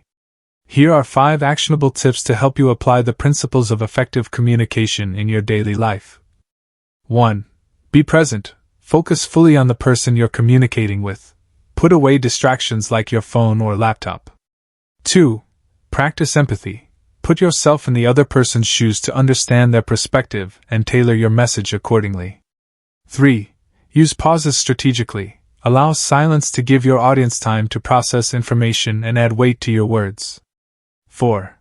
Seek feedback. Regularly ask for input on how you can improve your communication style. Constructive criticism helps you grow. 5. Stay consistent. Align your verbal and nonverbal cues to avoid mixed messages. For example, don't smile while delivering bad news, it creates confusion. As Tony Robbins famously said, "The way we communicate with others and with ourselves ultimately determines the quality of our lives." By mastering communication, you unlock the power to influence, inspire, and connect with others in meaningful ways. 12. Conclusion: the art of turning words into action. Congratulations, you've completed Chapter 4 of Persuasion Mastery. How to get what you want from anyone. By now, you should have a clear understanding of how to use communication as a powerful tool for persuasion. Let's recap the key takeaways from this chapter. Words matter, but so does delivery. Crafting a clear, compelling message is only half the battle. How you deliver it determines its impact. Nonverbal cues amplify your message. Eye contact, gestures, and posture play a crucial role in building trust and connection. Adaptability is key. Tailoring your approach to suit your audience ensures your message resonates deeply. Listening is as important as speaking. Active listening fosters mutual understanding and strengthens relationships. Practice makes perfect. Mastering communication is a lifelong journey that requires consistent effort and reflection. Remember, effective communication isn't just about getting your point across. It's about creating meaningful connections that inspire action. Whether you're leading a team, negotiating a deal, or simply trying to connect with others, the principles you've learned today will serve as your guide. Before we move on to Chapter 5, I want to leave you with one final thought. Communication is the bridge between confusion and clarity. When you communicate effectively, you turn ideas into action and dreams into reality. Are you ready to take the next step in your journey? In Chapter 5, we'll explore how to overcome objections and resistance, the ultimate test of your persuasion skills. Chapter 5, Overcoming Objections and Resistance. In this chapter, we'll explore one of the most challenging yet critical aspects of persuasion, overcoming objections and resistance. As Zig Ziglar, a legendary motivational speaker, once said, "Every sale has 5 basic obstacles: no need, no money, no hurry, no desire, no trust." Whether you're negotiating a deal, pitching an idea, or trying to resolve a conflict, resistance is inevitable. But with the right strategies, you can turn objections into opportunities and resistance into collaboration. Let's begin by understanding why objections occur, and how you can address them effectively. 1. Why resistance happens. Resistance is a natural part of human interaction. People resist change, ideas, or requests for various reasons, some rational, others emotional. Understanding these reasons is the first step toward overcoming them. 1.1. Common causes of resistance. Here are some of the most common reasons people object or resist. Fear of the unknown. Change often brings uncertainty, which can trigger fear or anxiety. Lack of trust. If someone doesn't trust you or your intentions, they're unlikely to agree with your proposal. Misalignment with values. If your message conflicts with their beliefs or priorities, they may reject it outright. Past negative experiences. Previous failures or disappointments can make people hesitant to try again. Perceived loss. People are naturally averse to losing something, whether it's time, money, or comfort. For example, imagine you're trying to convince a colleague to adopt a new process. If they've had bad experiences with similar changes in the past, they may resist despite its potential benefits. 1.2. The emotional versus logical divide. Resistance often stems from emotions rather than logic.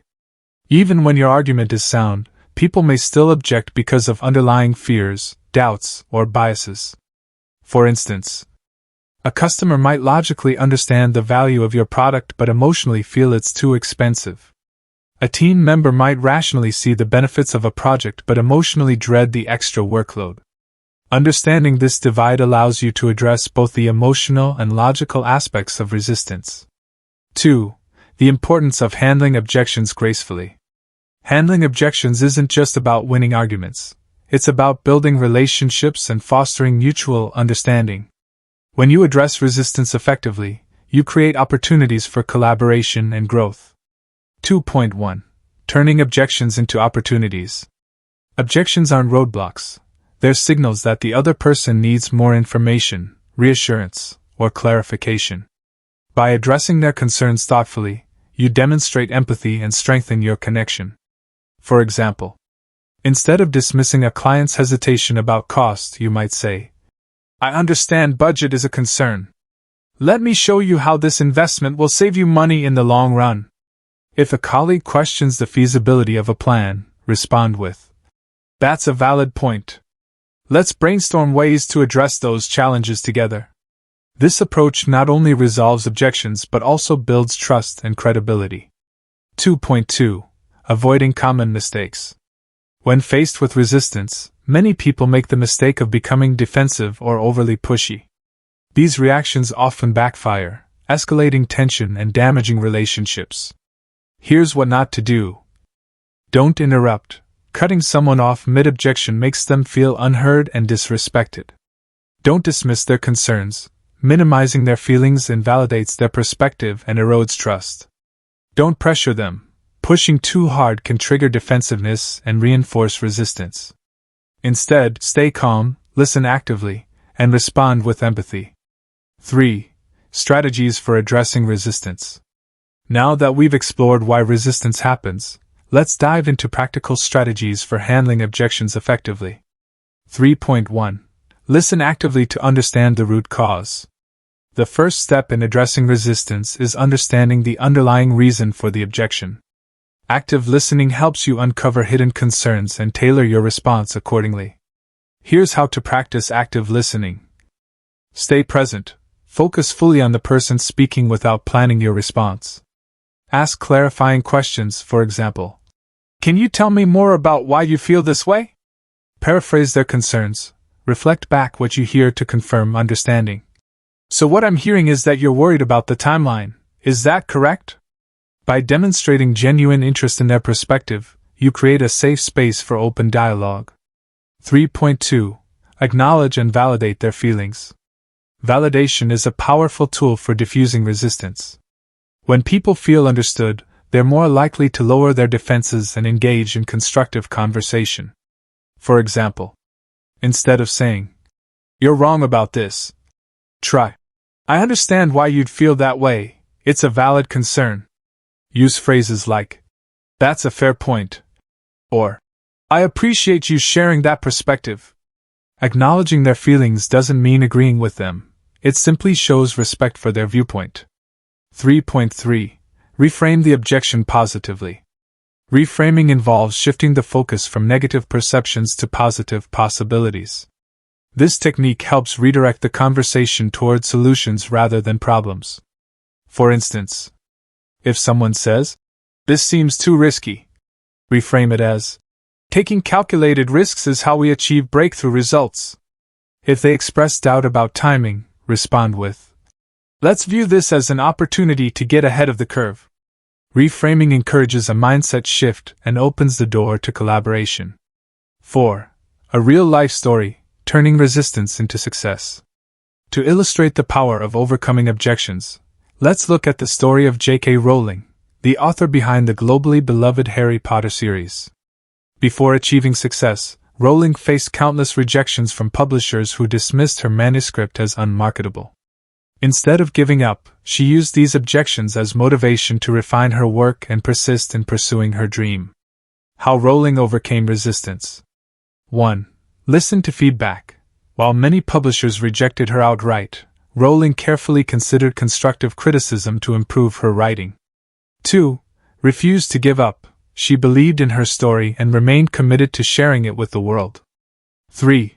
Found the right audience. Eventually, she connected with a publisher who saw the potential in her work, a decision that changed literature forever. Rowling's story teaches us an important lesson.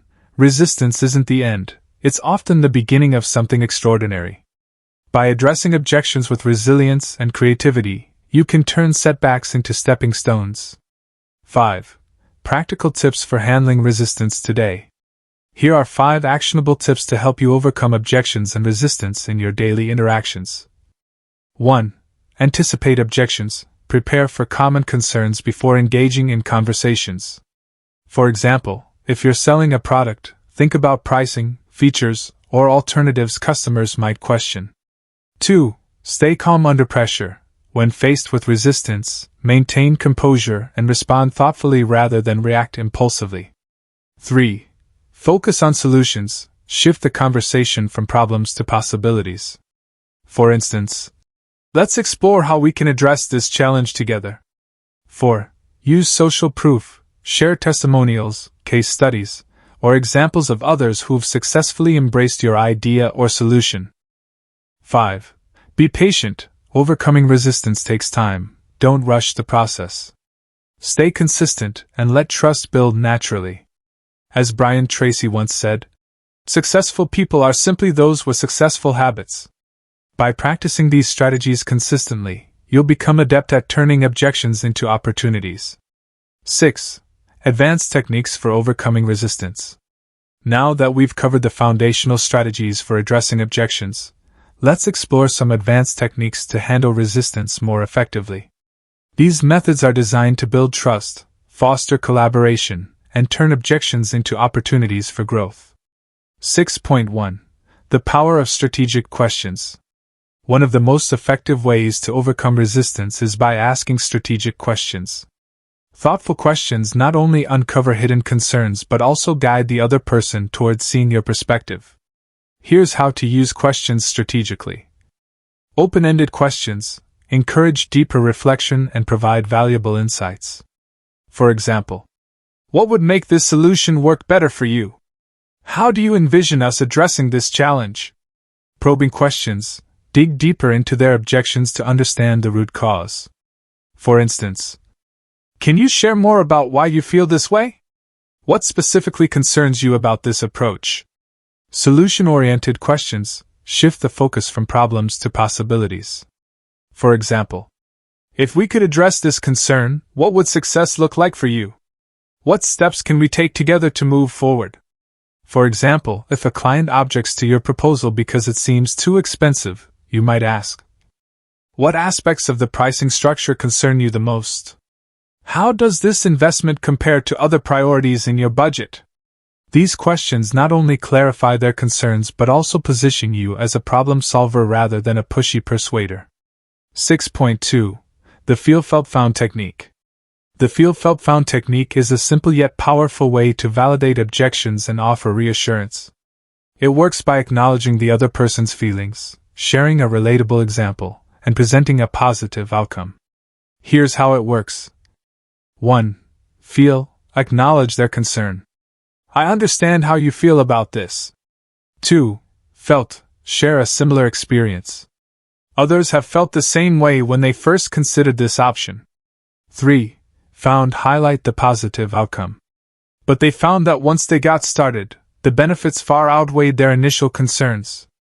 For instance, if someone hesitates to adopt a new technology, you might say, I understand how you feel about switching systems. It can seem overwhelming at first. Many teams have felt the same way when upgrading their tools. But they found that the transition was smoother than expected and led to significant efficiency gains. This approach builds credibility and reduces resistance by showing that others have successfully navigated similar challenges. 6.3. The Agreement Frame. The agreement frame is a technique that avoids confrontation by reframing objections in a way that aligns with your goals. Instead of disagreeing outright, you acknowledge their point and gently redirect the conversation. Here's how to use the agreement frame. Start with agreement. You're absolutely right. Add context. And here's another perspective to consider. Redirect. What if we looked at it this way instead? For example, if someone says, this project feels too ambitious, you might respond, you're absolutely right, it is ambitious, and that's what makes it exciting. Ambitious projects often lead to the greatest rewards. Let's break it down into manageable steps so it feels less overwhelming. This technique keeps the conversation positive and collaborative, reducing defensiveness and fostering mutual understanding. 7. Real-life examples of overcoming resistance. To bring these advanced techniques to life, let's explore a few real-life examples of overcoming objections and resistance. Example 1. A salesperson handling price concerns. Imagine a salesperson pitching a high-end software solution to a potential client. The client objects, saying, "This seems too expensive for our budget." Here's how the salesperson might respond using the Feel-Felt-Found technique. I completely understand how you feel about the pricing. It's a significant investment. Other companies in your industry initially felt the same way when considering this solution. But they found that the time saved and efficiency gained quickly offset the cost, leading to long-term savings. By validating the client's concern and offering a relatable example, the salesperson reduces resistance and highlights the product's value. Example 2. A leader addressing team doubts. Suppose a team leader proposes a major change in workflow, but team members resist, saying, "This will just create more work for us." Here's how the leader might respond using strategic questions and the agreement frame. Agreement frame. You're absolutely right. Change can sometimes feel like extra work. And here's the thing, implementing this process will streamline tasks in the long run. Strategic questions. What specific tasks do you feel will be most impacted? How can we support you during the transition to make it easier? By acknowledging their concerns and involving them in the solution, the leader fosters buy-in and collaboration. Example 3. A parent resolving conflict with a child. Imagine a parent trying to persuade their child to clean their room, but the child resists, saying, "I don't want to, I'll do it later." Here's how the parent might respond using empathy and reframing. Empathy. I get it. It's not fun to clean your room when you'd rather play. Reframing. But think about how great it will feel to have a clean space where you can find everything easily. Incentive. Once your room is clean, we can do something fun together. By addressing the child's emotions and offering a positive incentive, the parent turns resistance into motivation. 8. Practical tips for mastering resistance today. Here are 5 actionable tips to help you apply advanced techniques for overcoming resistance in your daily life. 1. Practice empathy. Put yourself in the other person's shoes to understand their perspective and tailor your response accordingly. 2. Stay solution-focused. Always steer the conversation toward solutions rather than dwelling on problems. 3. Use stories to connect. Share personal anecdotes or case studies to illustrate how others have successfully overcome similar challenges.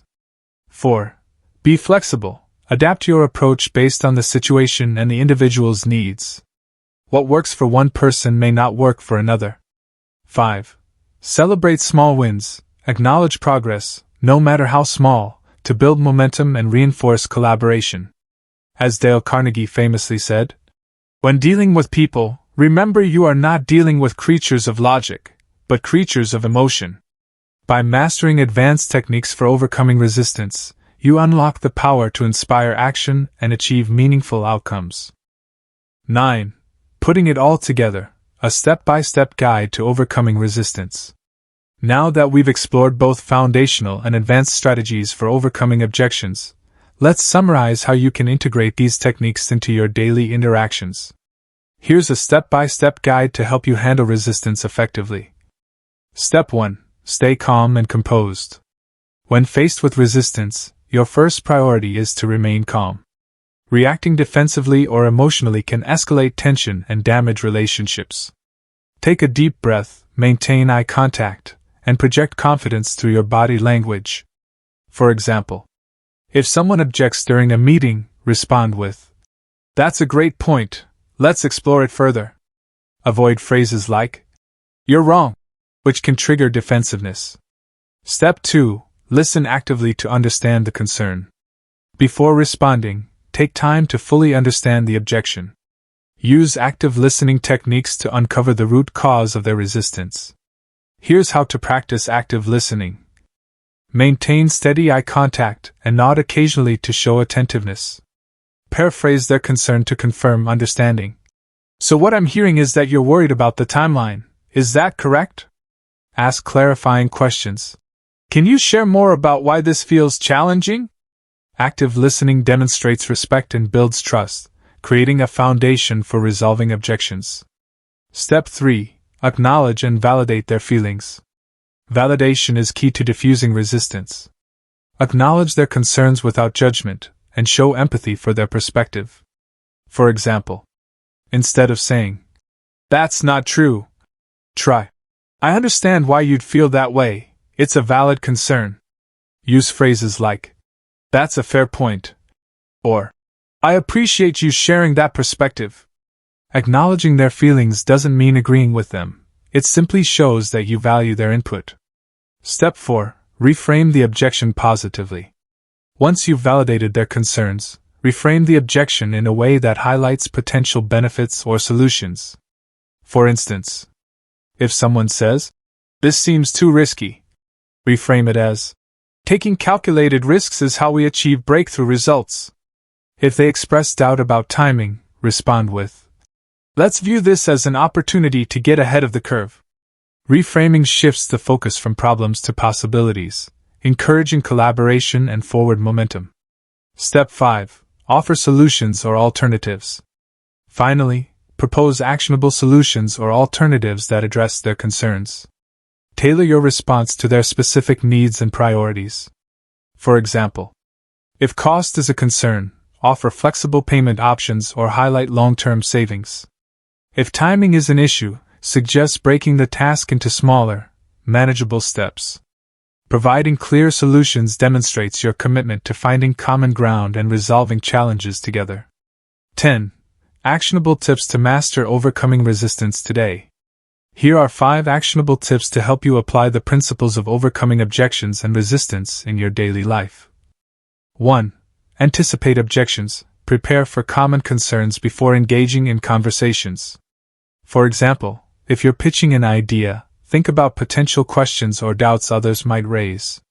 2. Stay solution-focused. Always steer the conversation toward solutions rather than dwelling on problems. For instance, let's explore how we can address this challenge together. 3. Use stories to connect. Share relatable examples or case studies to illustrate how others have successfully overcome similar objections. 4. Be patient and persistent. Overcoming resistance takes time. Don't rush the process. Stay consistent and let trust build naturally. 5. Celebrate small wins. Acknowledge progress, no matter how small, to build momentum and reinforce collaboration. As Tony Robbins famously said, "The path to success is to take massive, determined action." By practicing these strategies consistently, you'll become adept at turning objections into opportunities. 11. Conclusion: the art of turning resistance into collaboration. Congratulations, you've completed Chapter 5 of Persuasion Mastery, How to Get What You Want from Anyone. By now, you should have a clear understanding of how to handle objections and resistance effectively. Let's recap the key takeaways from this chapter. Resistance is natural, but manageable. Understanding the root causes of objections allows you to address them thoughtfully and constructively. Empathy is your greatest ally. Listening actively and validating concerns builds trust and fosters collaboration. Reframing transforms challenges into opportunities. Shifting the focus from problems to solutions encourages positive outcomes. Strategic questions guide the conversation. Asking thoughtful questions uncovers hidden concerns and positions you as a problem solver. Persistence pays off. Overcoming resistance takes time, but staying patient and consistent leads to meaningful results. Remember, objections aren't roadblocks. They're stepping stones to deeper understanding and stronger relationships. Whether you're negotiating a deal, resolving conflicts, or inspiring change, the strategies you've learned today will serve as your guide.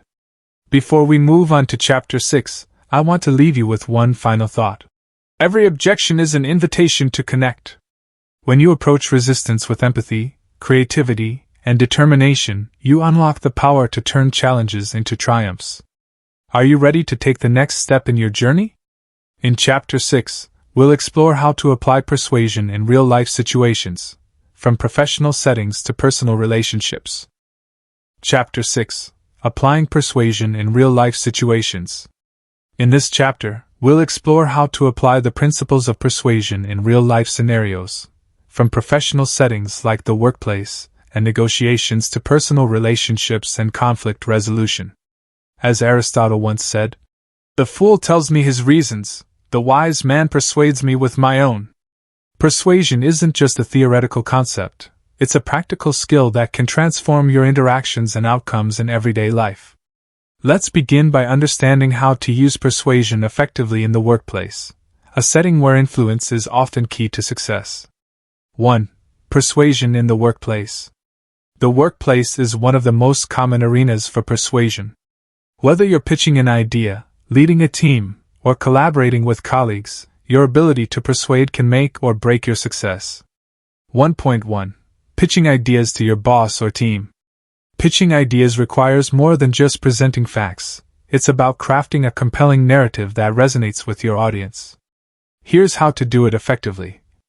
Start with their priorities. Frame your idea in terms of what matters most to them, whether it's cost savings, efficiency, or team morale. For example, instead of saying, "This will improve productivity," try, "This will reduce workload by 20%, giving everyone more time to focus on high-priority tasks." Use data and stories. Combine hard data with relatable stories to make your case memorable. For instance, studies show that companies using this tool save an average of $50,000 annually. One client shared how it transformed their workflow overnight. Anticipate objections, prepare for potential concerns and address them proactively.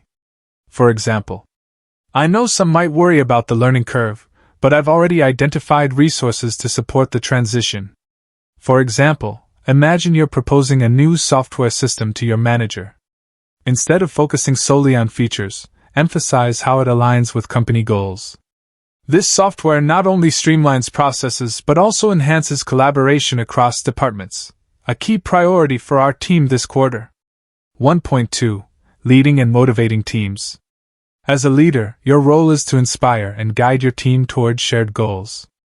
Persuasion plays a critical role in motivating others to take action. Here's how to lead persuasively. Communicate a clear vision. Paint a vivid picture of what success looks like. For example, imagine completing this project ahead of schedule. It'll set us apart as a top-performing team. Empower through ownership. Encourage team members to take ownership of tasks by highlighting their strengths. For instance, your expertise in design will be crucial for delivering this phase successfully. Celebrate small wins. Recognize progress along the way to keep morale high. For example, great job hitting this milestone. It's a huge step toward our final goal. For instance, if your team is hesitant about a tight deadline, reframe it as a challenge they're capable of overcoming. I know this timeline feels ambitious, but I believe in our ability to rise to the occasion. Let's break it into manageable steps together. 2. Persuasion in negotiations. Negotiation is another area where persuasion shines. Whether you're negotiating a salary, closing a deal, or resolving disputes, effective persuasion can help you achieve win-win outcomes. 2.1. Building rapport before negotiating. Before diving into numbers or terms, focus on building rapport. People are more likely to agree with someone they trust and feel connected to. Here's how to build rapport in negotiations. Find common ground, share mutual interests or experiences to create a sense of familiarity.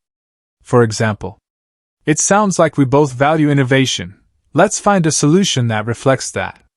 Use mirroring techniques. Subtly match their tone, pace, or body language to establish subconscious alignment. Ask open-ended questions. Show genuine interest in their perspective. For instance, what outcomes would make this deal successful for you? For example, if you're negotiating a partnership, start by acknowledging their achievements. I've been really impressed by your company's growth over the past year. It's inspiring. 2.2. Framing your proposal strategically. How you present your offer can significantly impact its reception. Use psychological principles like reciprocity, scarcity, and social proof to strengthen your position. For instance, reciprocity. Offer something valuable up front to create goodwill. For example, we'd love to provide a free trial period to demonstrate the benefits firsthand. Scarcity. Highlight limited availability to encourage quick decisions. For example, this exclusive offer is available only until the end of the month. Social proof. Share testimonials or examples of others who've benefited.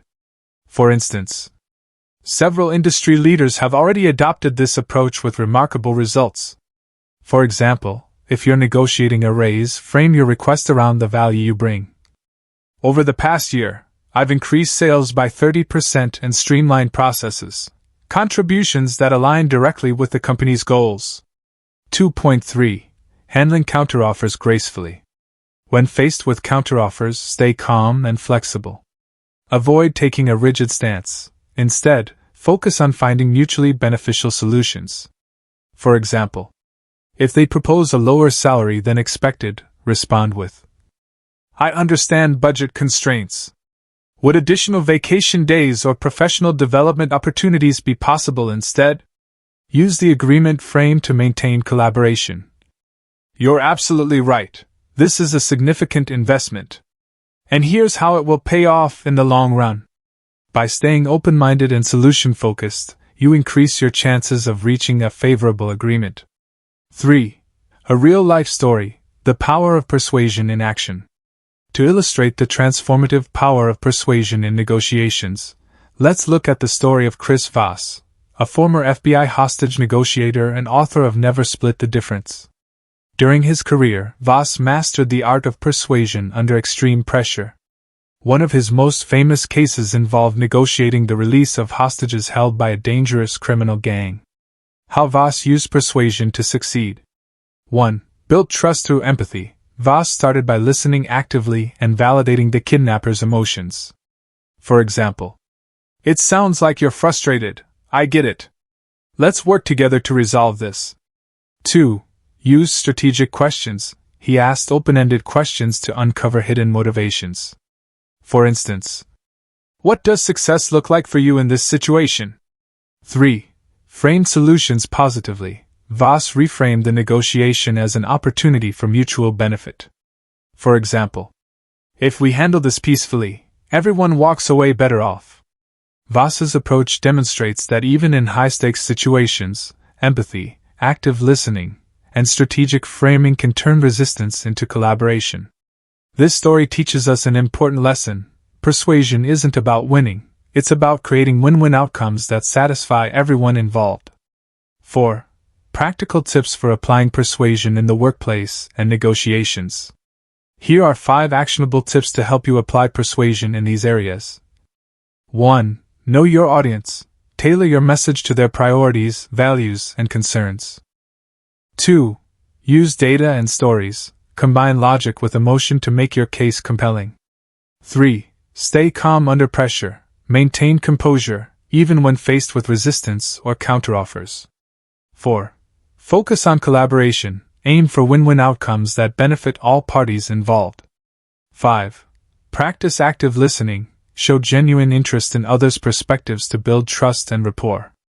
As Robert Cialdini, author of Influence, once said, "The best persuaders become the best through persuasion, the process of arranging for recipients to be receptive to a message before they encounter it." By preparing thoughtfully and applying these strategies, you'll master the art of persuasion in any professional setting. 5. Persuasion in personal relationships. Persuasion isn't limited to professional settings. It's equally valuable in personal relationships. Whether you're trying to influence a partner, family member, or friend, the principles of persuasion can help you build stronger connections and resolve conflicts effectively. 5.1. Influencing loved ones without conflict. In personal relationships, persuasion often involves subtle influence rather than direct requests. Here's how to approach it thoughtfully. Appeal to shared values. Frame your message around mutual goals or desires. For example, instead of saying, "You need to spend less time on your phone," try, "Let's set aside some tech-free time each evening to reconnect as a family." Use positive reinforcement. Reward desired behaviors to encourage repetition. For instance, "I really appreciate how you helped with dinner last night. It made such a difference." Be patient and respectful. Avoid pressuring or demanding compliance, as this can lead to resistance. For example, imagine you want your partner to join you for a weekend getaway. Instead of insisting, frame it as an opportunity. "I know life has been busy lately. How about we take a break together? It'll be a chance to relax and recharge." 5.2.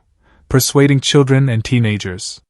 Children and teenagers often resist authority, but persuasion can turn resistance into cooperation. The key is to involve them in decision-making and appeal to their autonomy. Here's how to persuade younger individuals effectively. Offer choices. Give them a sense of control by presenting options.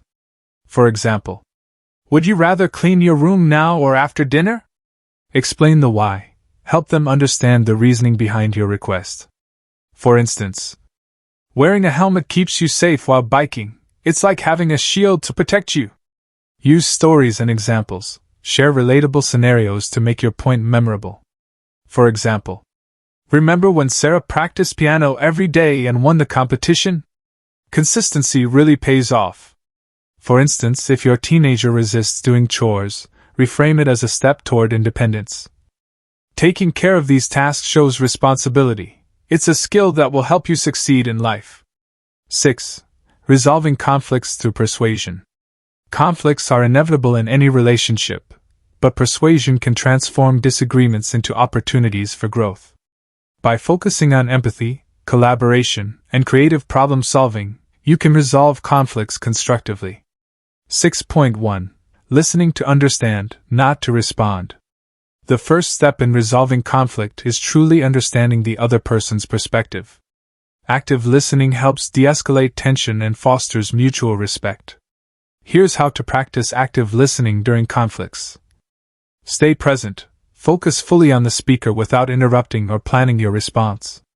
Validate their feelings. Acknowledge their emotions to show you care. For example, I hear that you're upset. I understand why you'd feel that way. Ask clarifying questions. Ensure you fully grasp their concerns. For instance, can you share more about what's bothering you? For example, if a friend expresses frustration about a missed plan, respond with empathy. I'm so sorry I forgot. We had a hectic week. Let me make it up to you by planning something special next weekend. 6.2. Finding common ground. When emotions run high, finding common ground can help shift the conversation from conflict to collaboration. Here's how to identify shared interests. Focus on shared goals. Highlight what you both want to achieve. For example, we both want this project to succeed. Let's figure out how to move forward together. Acknowledge similarities. Point out areas where you agree. For instance, I think we both value honesty. It's important to address this openly. For instance, if you're arguing with a sibling about household responsibilities, reframe it as teamwork. We both want a clean and comfortable home. Let's divide the tasks fairly so it feels manageable for everyone. 6.3. Proposing creative solutions. Once you've addressed the root cause of the conflict, propose solutions that satisfy both parties. Aim for win-win outcomes that strengthen the relationship. For example, if a roommate complains about noise levels, suggest compromises like designated quiet hours or using headphones. If a colleague disagrees with your approach, brainstorm alternatives that incorporate both perspectives. For instance, if your partner wants to save money but you'd like to travel, propose a budget-friendly compromise. How about we plan a road trip instead of flying? It'll be just as fun but much more affordable. 7. A real-life story, turning conflict into connection. To illustrate the power of persuasion in resolving conflicts, let's look at the story of Nelson Mandela, a global icon of reconciliation and leadership. During his presidency, Mandela faced the monumental challenge of uniting a deeply divided South Africa. Instead of seeking revenge for decades of injustice, he used persuasion and empathy to heal wounds and foster unity. How Mandela used persuasion to resolve conflict. 1. Listen actively. Mandela spent years learning about the fears, hopes, and grievances of all South Africans, black and white alike. 2. Built trust through empathy. He acknowledged the pain of both sides and emphasized shared humanity. For example, we must learn to live together as brothers or perish together as fools. 3. Framed solutions positively. Mandela reframed reconciliation as an opportunity for collective healing and progress. For instance, forgiveness liberates the soul, it removes fear. That's why it's such a powerful weapon. Mandela's approach demonstrates that even in the most polarized situations, empathy, active listening, and strategic framing can turn conflict into connection. This story teaches us an important lesson. Persuasion in conflict resolution isn't about winning, it's about creating understanding and fostering unity. 8. Practical tips for applying persuasion in personal relationships and conflict resolution. Here are 5 actionable tips to help you apply persuasion in these areas. 1. Practice empathy. Put yourself in the other person's shoes to understand their perspective and tailor your approach accordingly. 2. Stay calm and patient. Avoid escalating tensions by maintaining composure, even in heated moments. 3. Focus on collaboration. Aim for win-win outcomes that benefit everyone involved. 4. Use positive language. Frame your message in terms of possibilities rather than problems. 5. Celebrate progress. Acknowledge small victories to build momentum and reinforce positive behavior. As Maya Angelou famously said, people will forget what you said, people will forget what you did, but people will never forget how you made them feel. By applying these strategies, you'll not only resolve conflicts but also strengthen your relationships over time. 9. Putting it all together, a step-by-step guide to applying persuasion in real life. Now that we've explored how to apply persuasion in professional settings, personal relationships, and conflict resolution, let's summarize how you can integrate these strategies into your daily interactions. Here's a step-by-step guide to help you master the art of persuasion in real-life situations. Step 1. Assess the situation. Before engaging in any conversation, take a moment to assess the context. Ask yourself, who is my audience? What are their priorities, values, and concerns? What outcome do I want to achieve?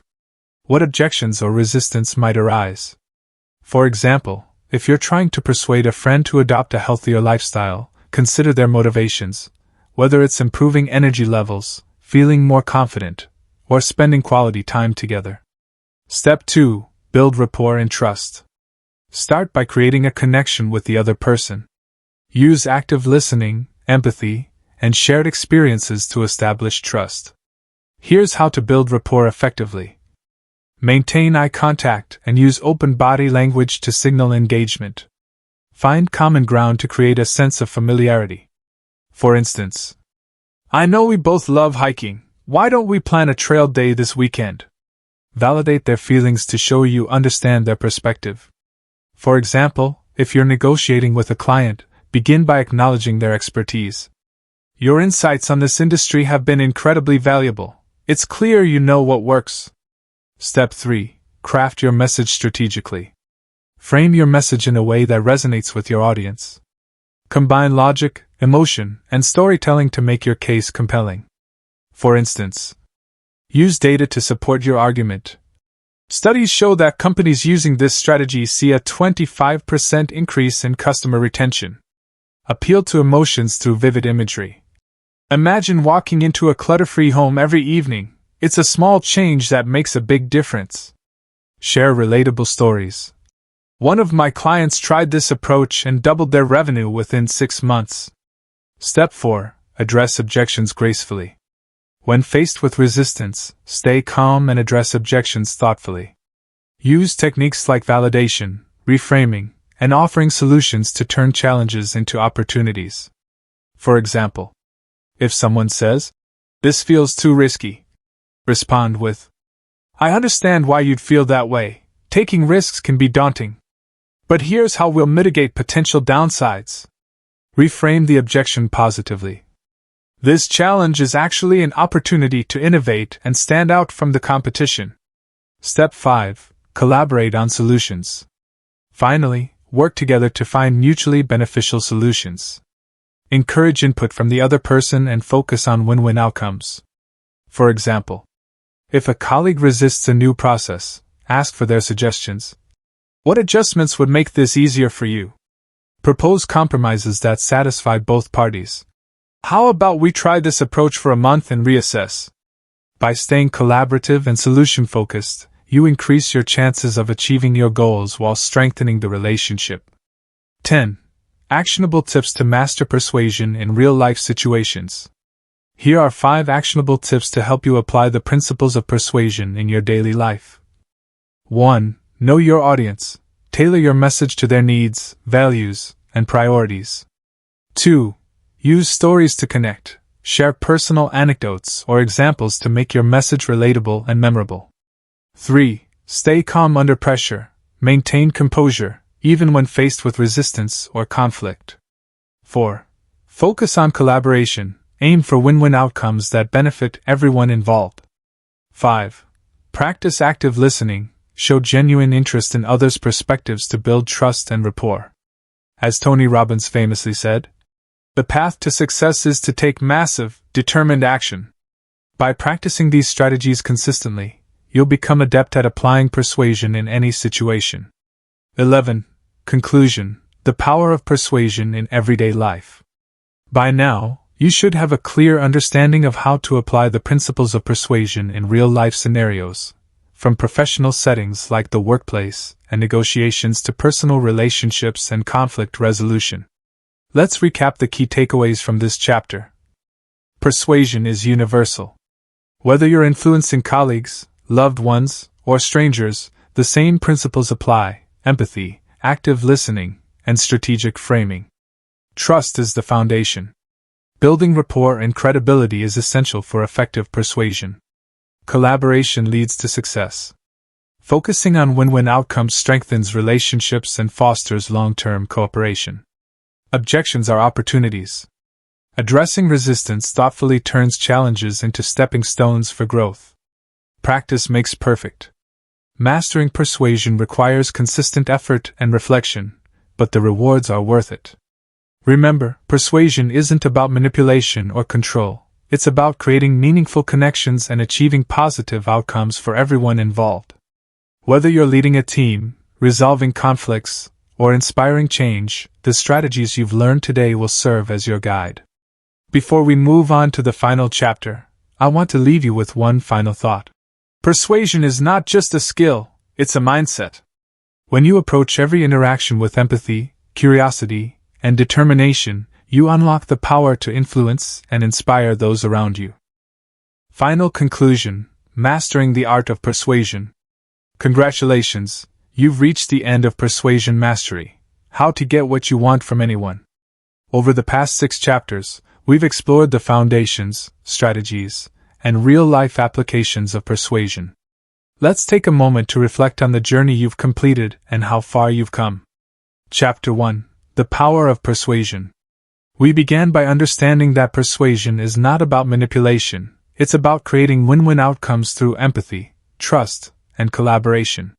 You learned that persuasion is a skill anyone can master with practice, and it starts with understanding human behavior.